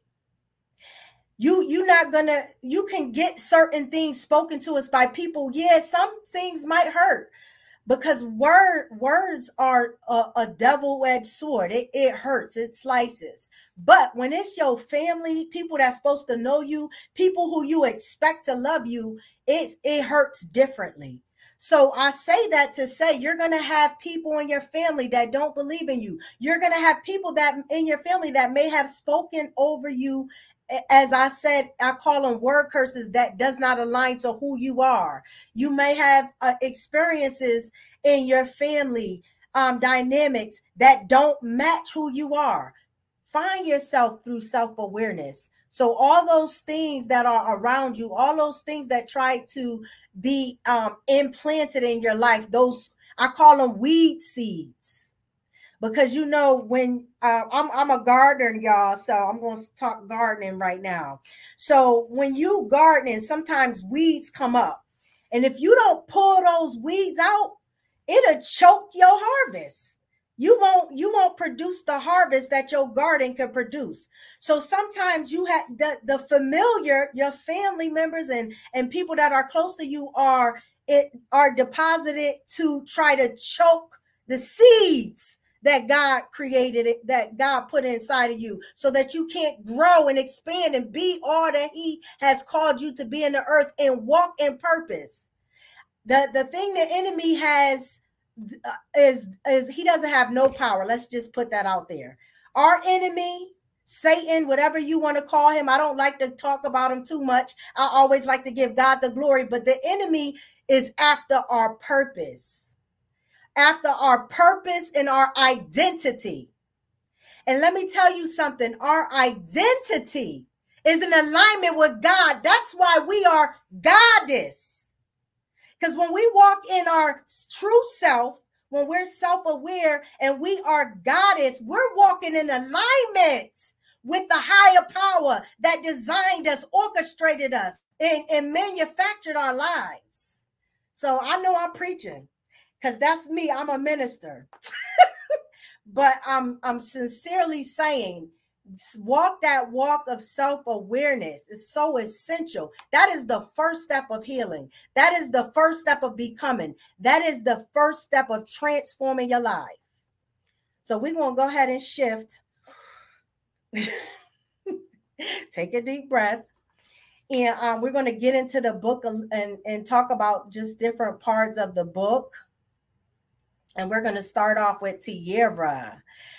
Tierra, in your chapter, and I started out with your chapter because you are the first chapter, but also I love that you kind of just go right into talking about a goddess. I'm going to quote one of the things that you wrote in your chapter, and it stated, stepping into your goddess within you is also about deciding on the kind of people you want in your life and experiences you want to have and what you want around you. I love that. Could you elaborate on that for us? Yes, I mean, I need several breaths though after what you just spoke out into the word. But so okay. Yes, that particular piece in the chapter, goes back to what we're speaking about with these butterflies and this transformation and the self-awareness and the identity as a Black woman, as a goddess. And going back to butterflies, and for those who aren't aware, like their transformational process happens through the turnover of imaginal cells, right? And so when I love that term, because it's like the imagination, the what if is part of that transformation for that caterpillar through their imaginal cells into the butterfly. And that's what it comes down to, is like imagining this life in your story bigger than anything you could ever comprehend, based off of your fears, based off of your dreams, based off of what that embodiment of a goddess is for you. So starting with that self-awareness to say, okay, this is what my life looks like as a goddess. Even if you don't feel like it today, as you were just saying, Shamika, like what that could look like. What is a life so large that it scares me? Well, it looks like this many zeros in my bank account. It looks like this type of love in my life. It looks like these type of relationships, these type of friendships. And that was a part of my journey when I was rebuilding out of those relationships with the narcs. For me, it was like getting back to myself, because that's all I could do. I was a shell of myself. So I really was down to the bare minimum and saying, okay, so now that I have to rebuild, if I have to rebuild, I'm going to rebuild massively. So what does that look like? Because I have to remember who I am, and I'm not feeling like that right now. But what could that look like? What is my imagination, my intuition, that goddess inside of me, which at the time, I'm not going to lie and say I even was using the goddess term, but I knew it was something powerful inside of me. Like, what does that higher self, what does that version of me that scares me to think about me becoming, because she's so great, what does her life look like? And then being very intentional on bringing that into my life in every way possible. And knowing that the only way it doesn't happen is if I get in my own way. So now that I have this term of goddess, it's like, okay, so how is that goddess version of myself stepping and showing up every day? And depending, I may take every one of your definitions and say, okay, today she's showing up like this. Okay, great. I'm going to intentionally do that. It goes back to that word of, like wealth and success. I think Cassandra was talking about, like, it looks different for everybody, just like goddess looks different for everybody. So for me, success means 9 figures. For someone else, it may mean traveling to the wonders of the world. But guess what? You need money to do that, gas money, right? And they say, well, money doesn't make you happy, but neither does being broke. And so for me, I'm like, I want to step, my goddess power is wealthy, because with wealth and with money, she's able to do more. She's able to impact more people. Mother Teresa had a private jet, right? So I say all of that because it is a very specific thing to figure out what your biggest goddess power energy looks like, what her life looks like, and then stepping into that and creating that around you. That's so good. You said so much. I'm going to pause because we did get a question in the comments, and it was, how do you start loving yourself instead of looking for someone to love you? That is such an awesome question. I'm going to let either one of y'all take that. Okay. Anybody else want to take it? I could go. Okay. You start loving yourself simply by looking at what you don't like about yourself. You can identify, because it's easy for us to say, I don't like this about me. I don't like that about me. I would change this. Okay, change it. But how you see yourself is key. If you don't like what you see, start saying, I know I'm not perfect, but I'm perfectly me. I'm going to improve these things about me. There's nothing wrong with me. I would just prefer it to be this way. One of the ways I started loving myself was I started loving myself the way I wanted someone to love me. What would I want my person to do for me? What would I want my person to say to me? How would I want my person to fill me up? Started buying myself flowers. I started dating myself. I started dressing up for myself. If I'm going to look good for somebody, I'm going to start looking good for me first and be okay with how I look. It's a matter of really being self-aware of what you do want, because you can't expect someone to love you if you don't know how you want to be loved. So that's why your first relationship should be with yourself. That's the strongest relationship you're going to have. And anybody else is just going to be an added extra. Well said. Anyone want to add to that?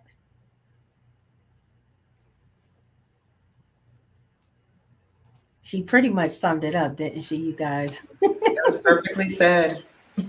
Yes. All right. So let me see if we have any other comments, questions in the comments.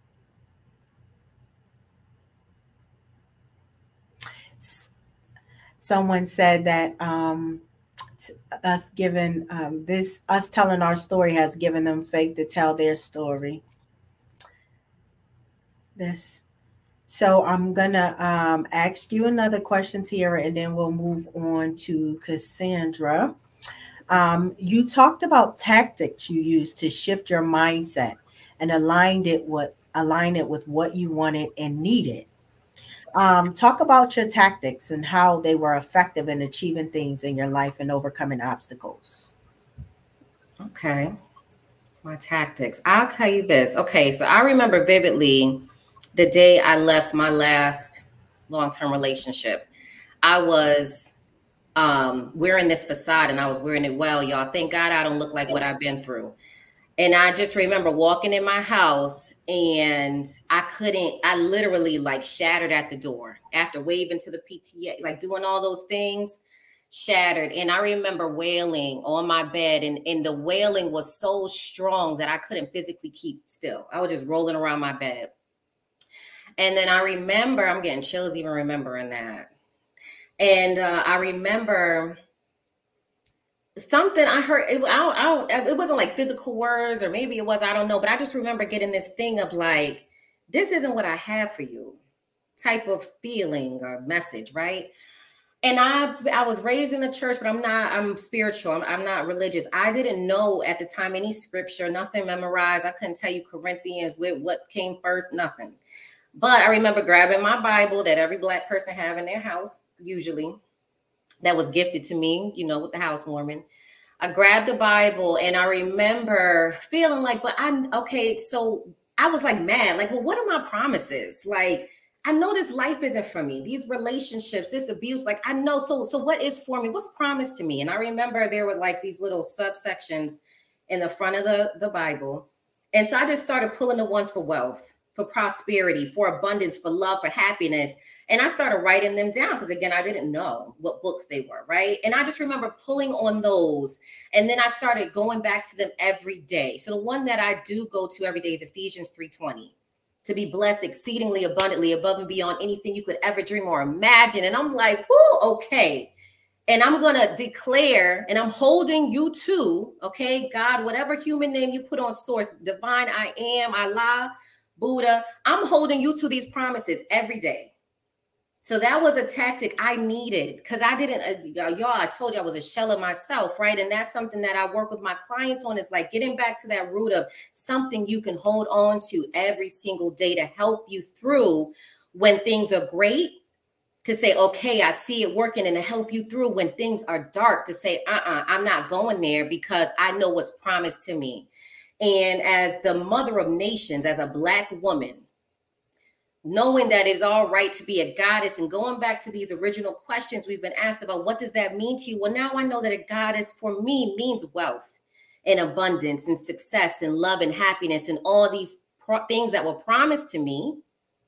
So that's what I held on to as a tactic that I still hold on to today, so that I don't go back into letting the self-critic and the imposter syndrome and the self-sabotage when it tries to creep in. I'm like, oh, thank you very much, because I know you're here to help me, to love me, to keep me from hurting myself or being hurt again. But I'm going to set you aside and go ahead and step into this goddess power over here, this higher version of myself that's saying, we're going for the moon and the stars and all the things that scare us, because I'm showing you that's what's been promised to you from thousands of years ago through your lineage, the good parts of your lineage.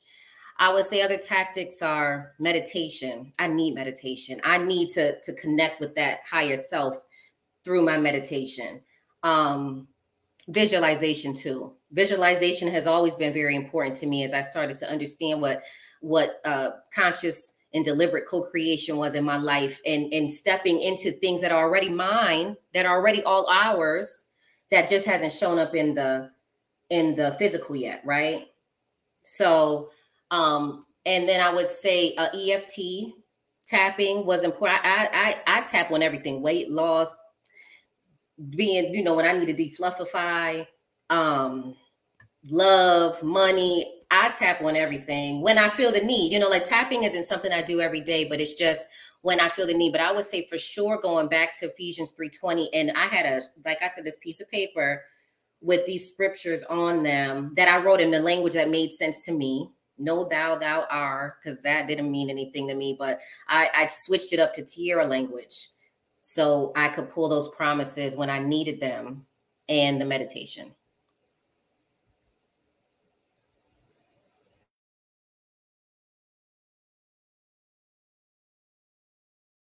We're both muted, Mika. I was gonna say, I see your lips moving, mine moving too. Oh, yep. I put myself on mute because the dogs are barking. I'm sorry. I was gonna say we all have our toolbox, right? Where we pull different things and we use different things to help us get through and go through our journey. Journaling was one of my biggest tools. Throughout my life, even as a teenager, I always journaled. So that was kind of like my release. And as we know, Infinities is music. Her outlet is music and nature. And I love nature too. And of course, the word. And it's funny, you said the King James Version. Well, they got the NLT. The NLT is plain language. So you can read that too. But I love that you said you put it in your language so it was meaningful to you. And that's important because all you're doing is paraphrasing, to the religious people that might be tuning in. It's okay to do that. Because that's how you connect with God. When we read his word and when we pray, we're communicating. And half the Bible is missing anyway. So we need God to fill in the blanks for us anyway. So we pray. And that's what I did. I prayed along with the word so that I can get wisdom out of the word and understand it and how it relates to me. And how I can put the things, and even the promises. I love you spoke something about the promises in the word. There are so many promises in the word, but when we look at, when we just read them to say, some people, depending on where they are, they might not be able to receive those promises. So then what we have to do then, when we're at that point where we can't resonate with what is being said, is we have to create statements. Some could be I am statements, just to speak of who you are and relate that word to who we want to be and who we really are, not who we are right now in our pain. So that's a tool. I love that you said that. Scripture is a tool. Journaling is a tool. Exercise is a tool. Taking a walk in nature is a tool. Those are all tactics that you can use in this self-awareness process that we're talking about as you're digging deep within. Art. Erin is an artist. That's a tool. Connecting with yourself through art and expressing yourself through art. So this is great. So now I'm going to go into Cassandra's chapter. And she kind of talked about this quote as it being one of the start of her book. The greatest trick the devil ever pulled was convincing the world that he didn't exist. And you also talked about Black women. The person we want to be or meant to be is often hidden from ourselves, buried or lost by hurt, disappointments, or stress in trying to fit in or be accepted. Could you elaborate on all that for us? Absolutely. So if you've just to give it some context, the quote comes from one of my favorite movies, The Usual Suspect. To be concise, basically the FBI, the police are looking for this criminal who is named Verbal Kent. And the criminal is basically, well, the criminal's name is Kaiser Sose, but Kaiser Sose is actually disguised as Verbal Kent. Verbal Kent is a handicapped man. And so the thought is that, of course, he couldn't possibly be this world-renowned criminal causing all this chaos and confusion because Verbal Kent is this handicapped person. And so the end of the movie, you see him walking away and him straightening out his body and all of his deformities he puts back to the way his body is, meant to be. And so the reason why I find that quote so just amazing is because I feel that in so many ways it depicts what we as Black women, Black men, Black people have dealt with in society. And that is society telling us that all of these things, kind of like what I talked about earlier, that make us good, that make us strong, that make us resilient, that make us be able to sustain the things that we've done in life, as something is wrong with us, that it's we have an issue, that we have a problem. And often in our own communities, we're ones to pick at each other. We're the only race that talks about, if you speak proper English, you talk white. How? And so it's really bringing light to the fact that I think it was you, Shamika, that talks about the enemy is coming after our purpose. He's coming after our identity. And if he can convince us that it doesn't exist, that there's something wrong with it, he wins. And that's what society has done to many of us through telling us there's something wrong with us, to picking on us, to the stereotypes, to the injustices that we face. That's essentially where it comes from. And where you find victory is turning it on its head and seeing the truth in that. And for me, it was recognizing that I am bougie. I've turned it to opulent. I have a standard of excellence that I've set for myself, for those that are around me, how I carry myself, a standard of quality, not just from a tangible wealth standpoint, but in how I try to show up in everything that I do, from whether it was grades in school to success in my career, to success in my business, to the podcast, all of those things, to the fact that accepting you can't take me to Sizzler and I'm just excited. My mama will tell you she did that on purpose. That was not what she wanted. I remember vividly her having a conversation with my grandfather. I don't want some man taking her to Sizzler and she thinking he did something for her. I was like 5. But you can't. And that's okay. I work hard. I am intimidating, quote unquote, to some people who may not know the things that I know. Okay, that doesn't mean it's anything wrong with me. It doesn't even mean there's anything necessarily wrong with you either. But coming to accept that, often as Black women, we've been made to feel like we can't have a career and love. That if we're too successful, then we don't have space for a man. That's his issue if he feels that way, not yours. You shouldn't be put in a place where you have to, I'm just going to work over here and have this little nothing job. If that's not what you want because you want a man, you shouldn't have to choose either or. Just like you shouldn't have to choose to have a successful career and be a mother. We can't have it all, and allowing us to believe that and to receive that. So that's a little bit of where that came from. That's awesome.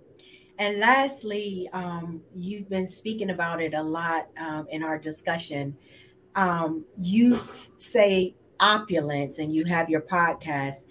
What is your definition of opulence? So for me, it's like the word goddess, where I intentionally use it in a way that is subjective. The term itself means wealth, affluence, abundance, grandeur, um, all of those things. And my definition does stem from that. But I put a spin on it because what is wealth and what is luxurious is different from each person. For a mom with 5 kids, luxury may be having 5 minutes to yourself. For me, luxury is flying across the world on a first class trip, flying first class, staying at a 5-star hotel. It's not right or wrong, but it's the freedom to choose whatever it is that that life looks like for you, because that is what makes that life opulent. Some people don't want a grandiose life. That's okay. It's giving yourself that permission to own unapologetically what it is that you want for yourself, and knowing that it's okay. That's awesome. All right. Gonna get into Paula's chapter. Paula, you talked about in your story, you said you lacked the crown that many young girls had. The crown you were referring to was confidence. And you also talked about being unheard and unseen. How, and that defined how you spoke softly and talked, it talked about how you lacked confidence and not being accepted. In other words, feeling rejected caused you to lack your identity. I think that this is more common in Black girls than is talked about, and I really want you to talk about that process for you that you share in your chapter. So for me, as a young child, I was the youngest of three for my parents, and I was just quiet, and it wasn't so much that, I was soft spoken, but I just didn't have a lot to say. But my family members were louder and they were always talking. So when I would attempt to talk, they wouldn't hear me. Or when I'd say something, I would get some criticism. And a lot of it was because I just had a different thought process. And in schooling and growing up, I was different. And I remember you said, Cassandra, how people say, if you speak a certain way, if you speak proper, you're talking like you're white. So, growing up in Connecticut, Paula from Connecticut, I heard that a lot. I got good grades. So there was a group of students who just rejected me with that. And then because I was the Black girl who lived in the white neighborhoods, and at one point I was the only Black girl in school, there were a lot of people who I didn't identify with. They really couldn't identify with me. I was included, but at the same time, I was questioned about so many different things. And I always felt like I had to break through different stereotypes and labels and all that stuff. And after a while, you just get tired and you just stop talking. You just don't put forth the effort. And then you accept that you're not accepted. You accept that you may be rejected. And I carried that with me and I just stayed quiet. And because of that, you don't build confidence. And then I related my journey to the relationship I had with my mother. She wasn't necessarily one to instill that confidence in me, to encourage me. She talked about my natural abilities and would, say, oh, Paula's smart. But as far as recognizing where I was struggling or where I had some weakness, I didn't have someone to tell me, oh, it's okay. Or, why don't you try this method? Or what are you having issues with? Or even hearing, Paula, yeah, I know the boys call you ugly, but you're not. I never was called pretty. I was never called attractive until I became older. And even with that, I had that blockage because I had heard ugly so much that when someone did say you were pretty, I just didn't believe it. So I had a lot of things that I carried with me that didn't allow the space of a crown. And then even if that space was there, I didn't know how to get it. So I did not have that crown of confidence because of my journey growing up. And then on the flip side, though, I have two daughters. And it's interesting because one is a reminder of how I was as a young girl. She's that quiet girl who's very intelligent. And then I have the younger one who's like how I am older, who is outspoken. She, will not let anyone cross her boundaries. She'll say what she wants to say. She actually gets in trouble because of her mouth. And so for me, as a mother, yes, they try me. But for me as a mother now, my journey of not having my crown, now I can look at both my daughters and recognize that they need their crown of confidence. One needs the crown of confidence to speak up. The other one needs the crown of confidence to know that I might need to watch what I say so I don't impact somebody else's confidence. So we make that balance. But it was a big journey for me. And I didn't get my crown until I was an adult. And even then it was crooked. It was falling. I lose it. Now it's permanently affixed to my head, and I could put on that little swag tilt, and walk with it, where even if I fall a little bit, it's not going to fall. So I love it. All right. That was just so awesome. I'm looking at the time, and we've been doing this for 2 hours, y'all. So I'm not going to ask all the questions that I intended just for the sake of time. But I'm going to go right into Dawn's story and her chapter. Dawn, in your story, you talked about the myth of the angry Black woman. Let's talk about this. I love how you described what society characterizes Black women as this angry Black woman, and that that angry Black woman is really just unhealed wounds. And you even went on to say that for 15 to 20 generations, our experiences were viewed as not that deep. Let's talk about that. We have all this stuff going on right now where the Black woman is starting to get her voice, but they're starting to give us a little attention finally. But I love that you said that we were always taking like what we're going through and the things that we experience is not that deep. Expand on that for us. Well, going back the 15 to 20 generations, that's just an estimate of when bondage started for us. As Africans came over, they were not in huts. They were kings, queens, philosophers, doctors. They were prestige. They were skilled people. And that's when they tried to begin taking away our knowledge, our wisdom, our position.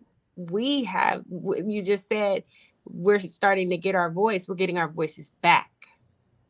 We're getting our positions back from what was taken from us. So the Black woman, as I stated in the book, Black people in general are 3/5 of a human being according to the Constitution. And being women, we're considered even less than that. So everything that we experience to them, not that deep. Just like they feel like animals don't have emotions. What you're feeling is irrelevant. What you're feeling is not important. Oh, just deal with it. Well, we've had to watch our children get sold, our children be killed. We've had to be quiet when there was rape. We've had to be quiet when you beat our men. We've had to be quiet and hold on to that pain internally. So what does that pain turn into? The moment something sparks where there's confrontation, now we have to come for you because that's stored energy. Emotion is energy in motion. It's now moving. It now has an out. It now has a reason to come out. So it does come out as a bite. It does come out as a bark. And when people look at it like, oh, well, why are you so angry? Well, let me run this list down as to why I'm so angry. It's not I'm mad. I'm mad at the fact that I have all these wounds within me. And this is the only way that you guys see it, because you've told me to be quiet. You've told me it's not that serious. You told me to just get over it. You wouldn't say that to another group of people unless you didn't respect them and honor them in what position they're naturally supposed to be standing in. They want to put us at the bottom of the totem pole when really our position is at the top, because that's where we feel we belong. And that's where society has had to fight to keep us down at. You wouldn't have to fight to keep us down there if that's where we're naturally supposed to be. We're not. So as we're rising, as we're finding our truth, as we discover our purpose, as we're finding the confidence that is something, as I stated before, that's our ancestors' prayer. I want to scream. I want to shout. I want to yell. I want to get these things out because they're making me be quiet. We don't have to be quiet anymore. We don't have to do that. That's real good. All right, y'all. We done got some history. We went to church. we just been going through all kind of things during this conversation. All right, we're gonna go into Infinity's chapter. Infinity, your quote you used was so bomb. You used a quote that I'm actually familiar with from Albert Einstein, which was, the intuitive mind is a sacred gift, and the rational mind is a faithful servant. We have created a society that honors the servant and has forgotten about the gift. That's what you said. We share a commonality in that we both was very intuitive at a young age. I love that you said at the first part of your story, after sharing the situation with your sister, which you can talk about that. But you said your body is in partnership with your soul. So much so that you were able to cure asthma. And I got asthma, so you're going to have to tell me what you did. But I also, before you start, I want to read something from your chapter, because I thought it was so powerful. And it just was one of those things you read and you're like, that was deep. You got to sit in it for a minute. So I'm going to share it with you guys, and hopefully you who are listening in already got the book and you read it. But if you didn't, I'm going to give you a little peek inside so you can go grab you a copy. We are the dreams of our ancestors. They have all been guiding us to where we are today. They have been with us during some of the most trying times, surrounding us with love and beaming with pride throughout our glory days, guiding us on an amazing journey. Our ancestors and spirit guides are calling us to now, to dig deep, and remember who we are. We are the cycle breakers. We have survived pain and suffering, and now is our time to thrive. We are no longer chained to our past. That was so beautiful. So I know I just said a lot. So I'm gonna just let you just dig right into all that. Thank you. There's also a quote by Wayne Dyer, and I might get it wrong, but it's prayers are us talking to God, and our intuition is God talking to us. And I feel like my chapter, I wanted us to remember that sacred gift of intuition. And when we can't find the answers outside of ourselves, to know that's the sign, oh, I got to go in. I got to receive from inside. I have to receive from God, from within. I feel like I started to unravel, unchain, awaken, however you want to see it, when my 17-year-old brother passed away from leukemia. And I sat and watched him take his last breath. Right then I thought, how does that happen? How does this happen? How and as I went on my journey and continued, I started to get messages that it wasn't just what we could see, but it's the energetic energy that we have to release as well. Like Dawn was talking about with our ancestors. There's pain there. There's hurt there. There's sickness and dis-ease there. And we can continue to believe that it's just a part of our medical history, or our family has it, and so you just have it too when in regards to asthma. Or we can look at it in an energetic way. I was introduced to Louise Hay, and I realized, oh, wow, okay, we have to, let's talk about the flu. Influenza, influence. We are influenced by those energies around us. So we have to go back to that sacred gift of knowing that our bodies are miraculous, that they can protect us, that they can do all things, that we are made in the image of God. So when you're bombarded on TV with all the commercials about, do you have this? Do you have that? Do you know that you're amazing? Do you know that your body can heal from anything? Do you know that you were made in the image of God? I want to see commercials like that. I want us to talk about how we have the power to look within and say, okay, what is asthma? What is asthma to me?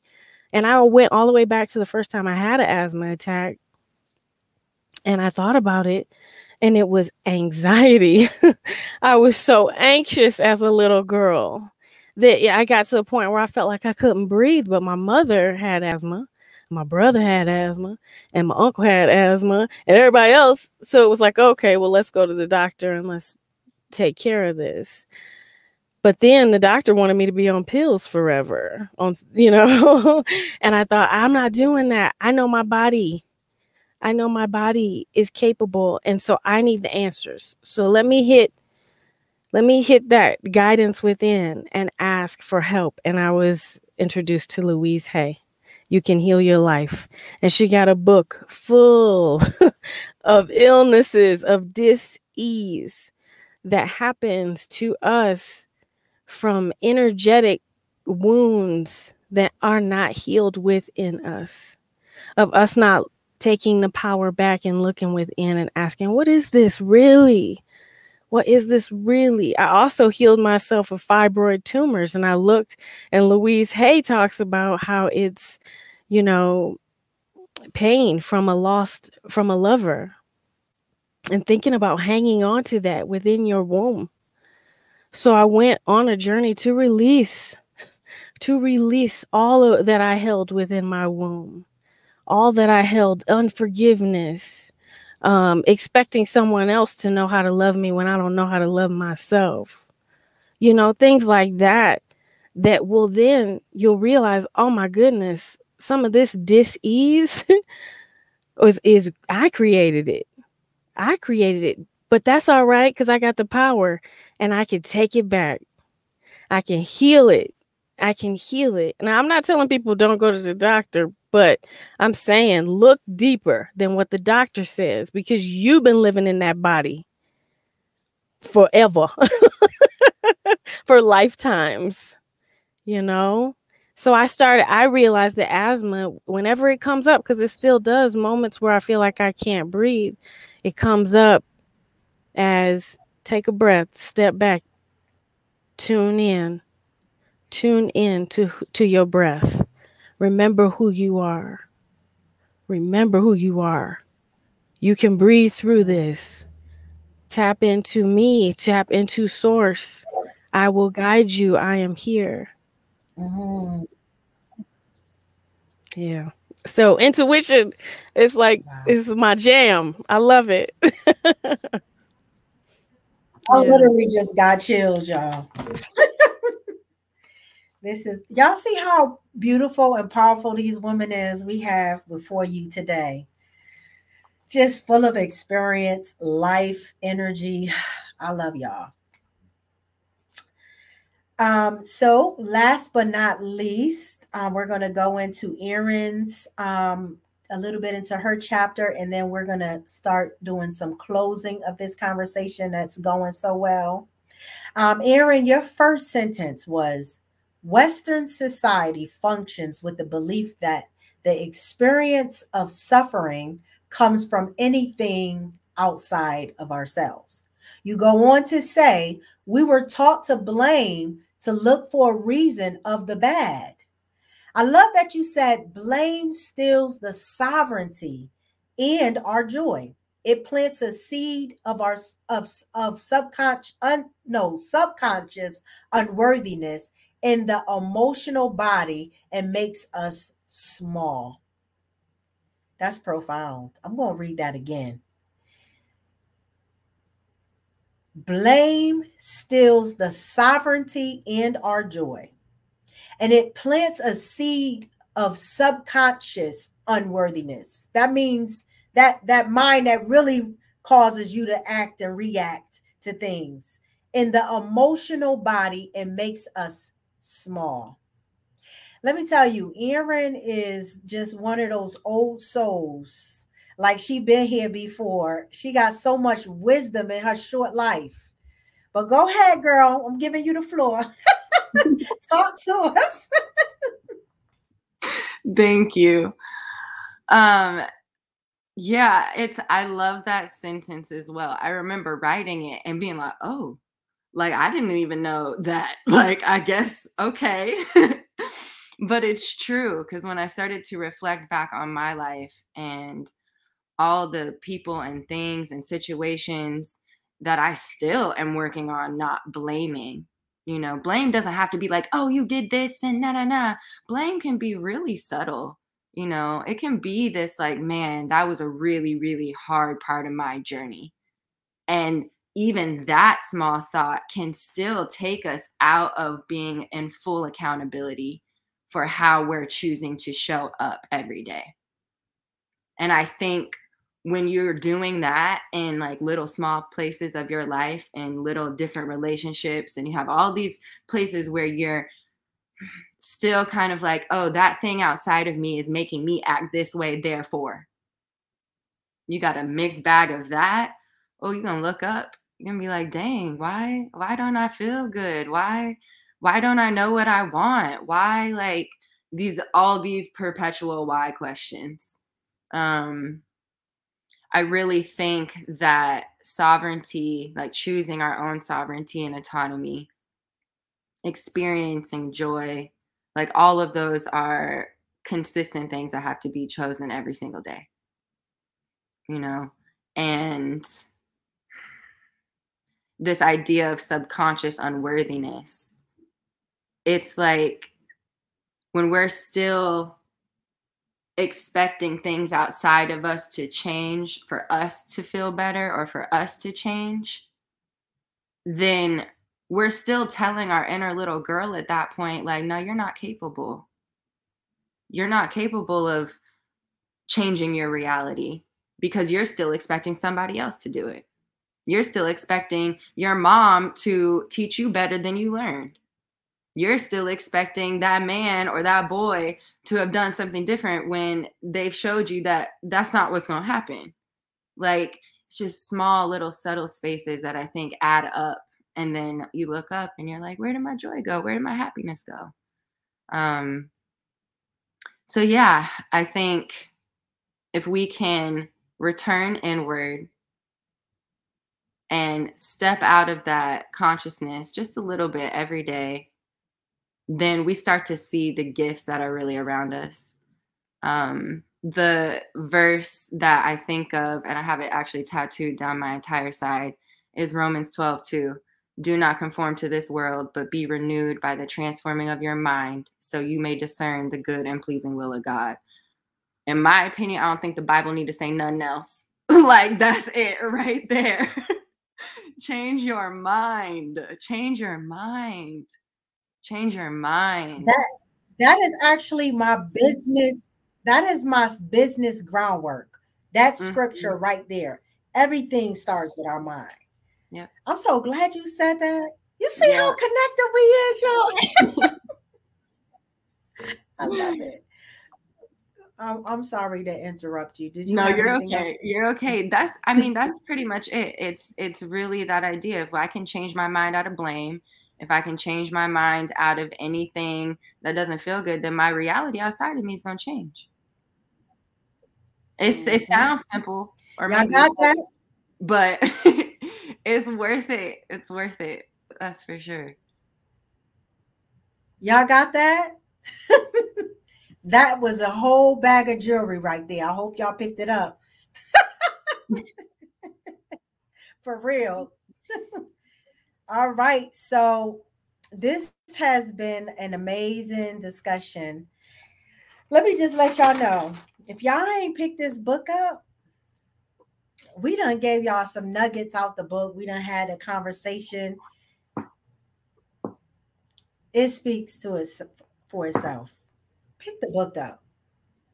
Get your copy. Like for none of us, this not about making money. Our contribution to this book has nothing to do with dollars. It's all because we wanted to help someone. So just to let you know, when you spend your dollar, what you get in value from this book is more greater than the dollar that you spent. So go pick this book up, y'all, if y'all ain't get it. But I am going to be giving someone a copy of it. I'm going to be doing a lottery after this live for all of the viewers. And one of you guys will be getting a copy. I'm trying to put it in the camera of The Unchained Goddess. And I would love to hear about your experience after reading it. And I would love for you to put a review on Amazon when you're done. Sorry. All right. So I'm going to go ahead and do a round table. I'm going to have y'all do two things. I want you guys to summarize what you want to leave with the audience today. And then I want you to tell us about your businesses, your programs, where people can reach out to you, and all that good stuff. So I'm going to, and before I close, I just want to say we do have 2 upcoming lives. One with the Dawn Kristen Ellison on October 16th. And it's going to be at the same time as this live, 1 p.m. Eastern Standard Time. And we also have another Facebook Live with Paula Nicole Good. Let me go back. Dawn's topic is breaking the chains of rejection and abandonment to find freedom and healing. So if you've been dealing with rejection and abandonment, join the live. We're also going to do a live with Paula Nicole Good, and that topic is healing from emotional wounds to live an authentic life, October 23rd at 1 p.m. And you've probably already seen the posts and the flyers that have been going out concerning those events, but I just wanted to remind you to join. So Tierra, I'm going to start with you. If you want to share give a summary of what you want to leave with the audience and give us all your contact information, what you got going on. Yes. So thank you again for this. This has been phenomenal. Every time I hear the stories coming from you ladies, your words, it just is such an inspiration to me. So love all of you so much. Thank you to everyone who tuned in as well.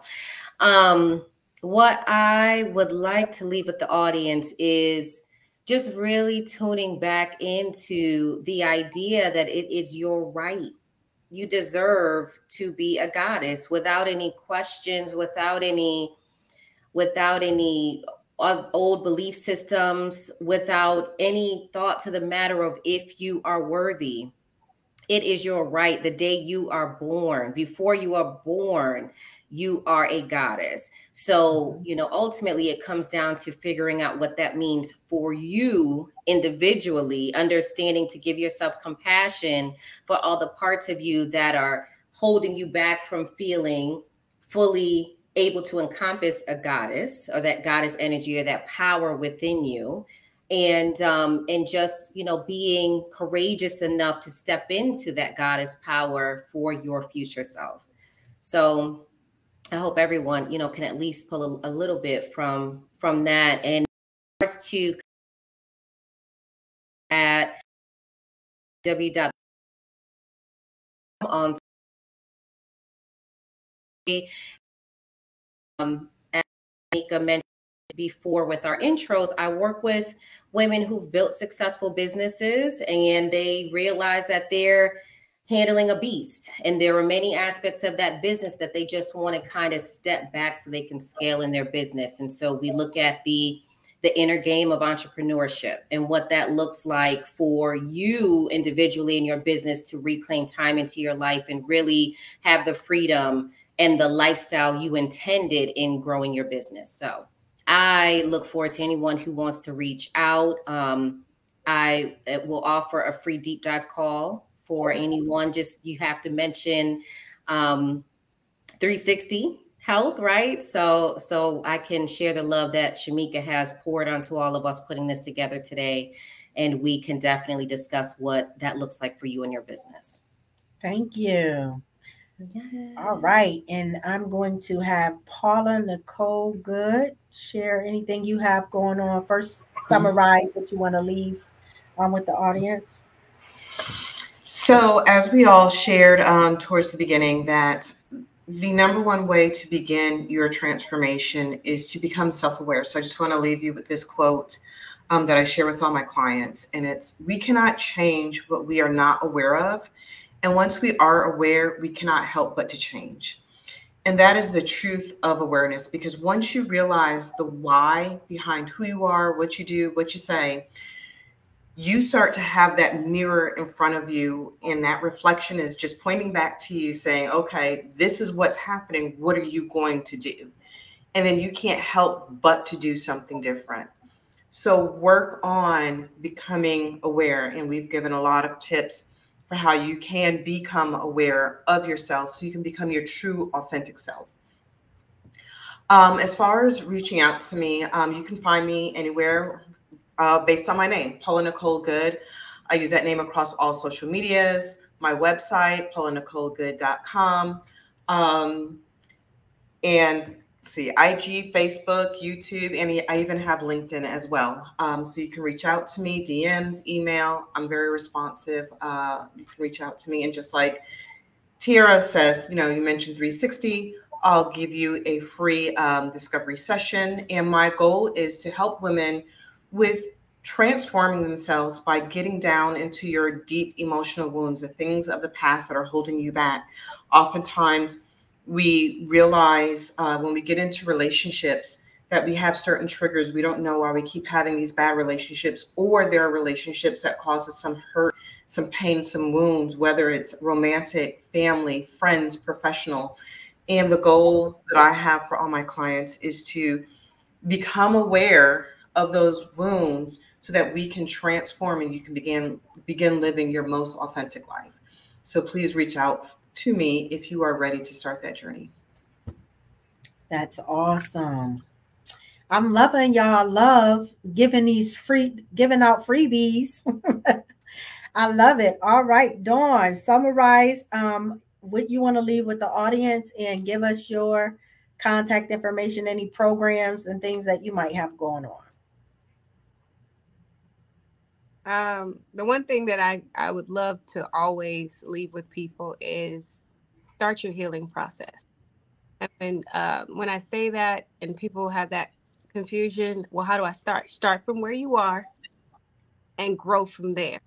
Everything that came before is going to get taken care of. Start where you are. That's that self-awareness that we keep speaking about. Paula says it better than I could. You have to have self-awareness in order to understand where you're going and to get to where you want to be, period. I have across all platforms, evolvelifemastery.com. I work with people, not just women, not just men. I work with people who are ready to evolve into the life that they were destined to live, to unbecome their old selves that was holding them back and become their true version to live authentically as well. That is through modalities of self-healing, which leads to self-mastery, knowing how to master your life in all avenues of life, whether it's financial, health, mental health, emotional health, relationships, and so on.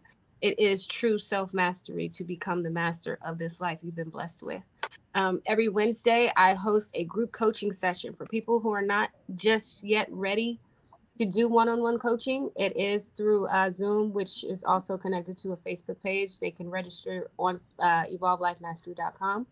And they can also sign up for a free discovery call with me to find out if we're fit, if coaching is actually for them, and to find out where they really want to go in life. I give all kinds of tips and tools on social media. They can also find me at Donna the Aquarius on Instagram. I do morning messages of inspiration. I do a lot of posting to keep people's momentum going. And it is my divine mission to help awaken the masses to their true selves so that we collectively can make this planet what it's supposed to be, which is a magnificent place. And thank you, Shamika, for hosting us. This was simply beautiful. Can't wait to chat with you next. I know. This has been amazing. Thank you, guys. All right, Infinity. What do you want to leave with the audience and share anything you got going on?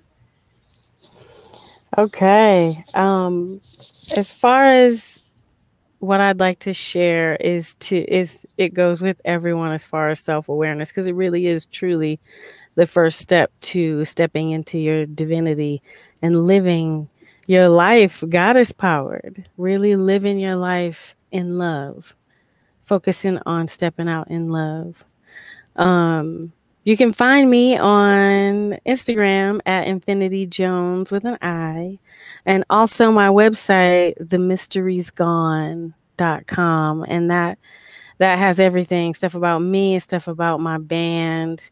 As an artist, I consciously create music that I feel good about somebody repeating over and over again, affirming love and light into their bodies, into their minds, into their souls. And just to encourage all to know that you're not alone. Everybody's waking up. If you woke up yesterday or you woke up 20 years ago, we all on this journey. And we're all here. We're all here, and we're all here to love and be loved and to experience it all. So thank you, Shamika, for putting this together. I'm so grateful for you. I'm so grateful. You see how she keep blessing us, y'all. Not just seriously, I'm super grateful, and for all of us here, for my goddess gang. So much love. As we give, we receive. So thank you. Oh, and I'm also an intuitive voice coach. I'm working on a course because I want others to understand how you can dig deeper in your meditation, in your connection with source through song, through your voice. And it doesn't have to be beautiful. But it is beautiful because it's your beautiful noise that you make from your soul to connect to God, to get you deeper in meditation. So look out for that. That's happening soon. But love y'all so much. Thank you. And Aaron, what are you want to leave with everyone, and how can people reach out to you? What do you have going on? So I want to leave with everyone that our joy is accessible through grace. So when things are happening that are inevitable, the things that we don't control, the things that just come and they're like, oh, I might try to rock you off your knocker. Our joy is still accessible in those moments, through grace, through acceptance, through forgiveness, through letting go of blame, through all of the tools that we talked about here today. But that self-awareness, and whatever that looks like for you, and whatever pace that looks like, you are fully capable of doing that. So that's what I want to leave with people.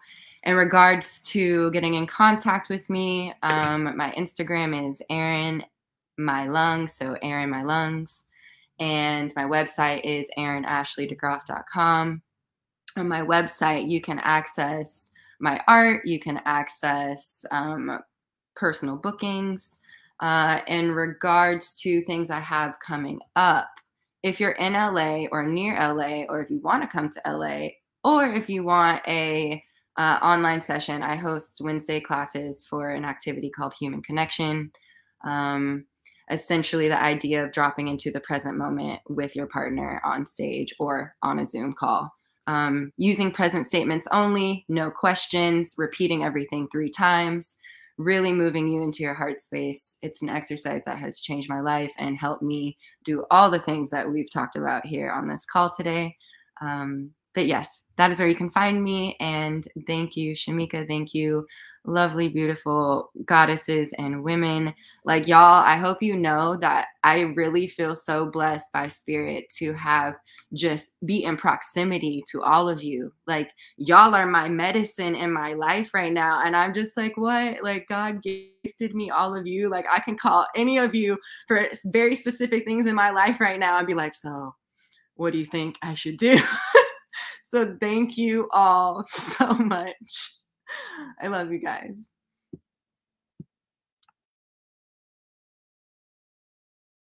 Unmute.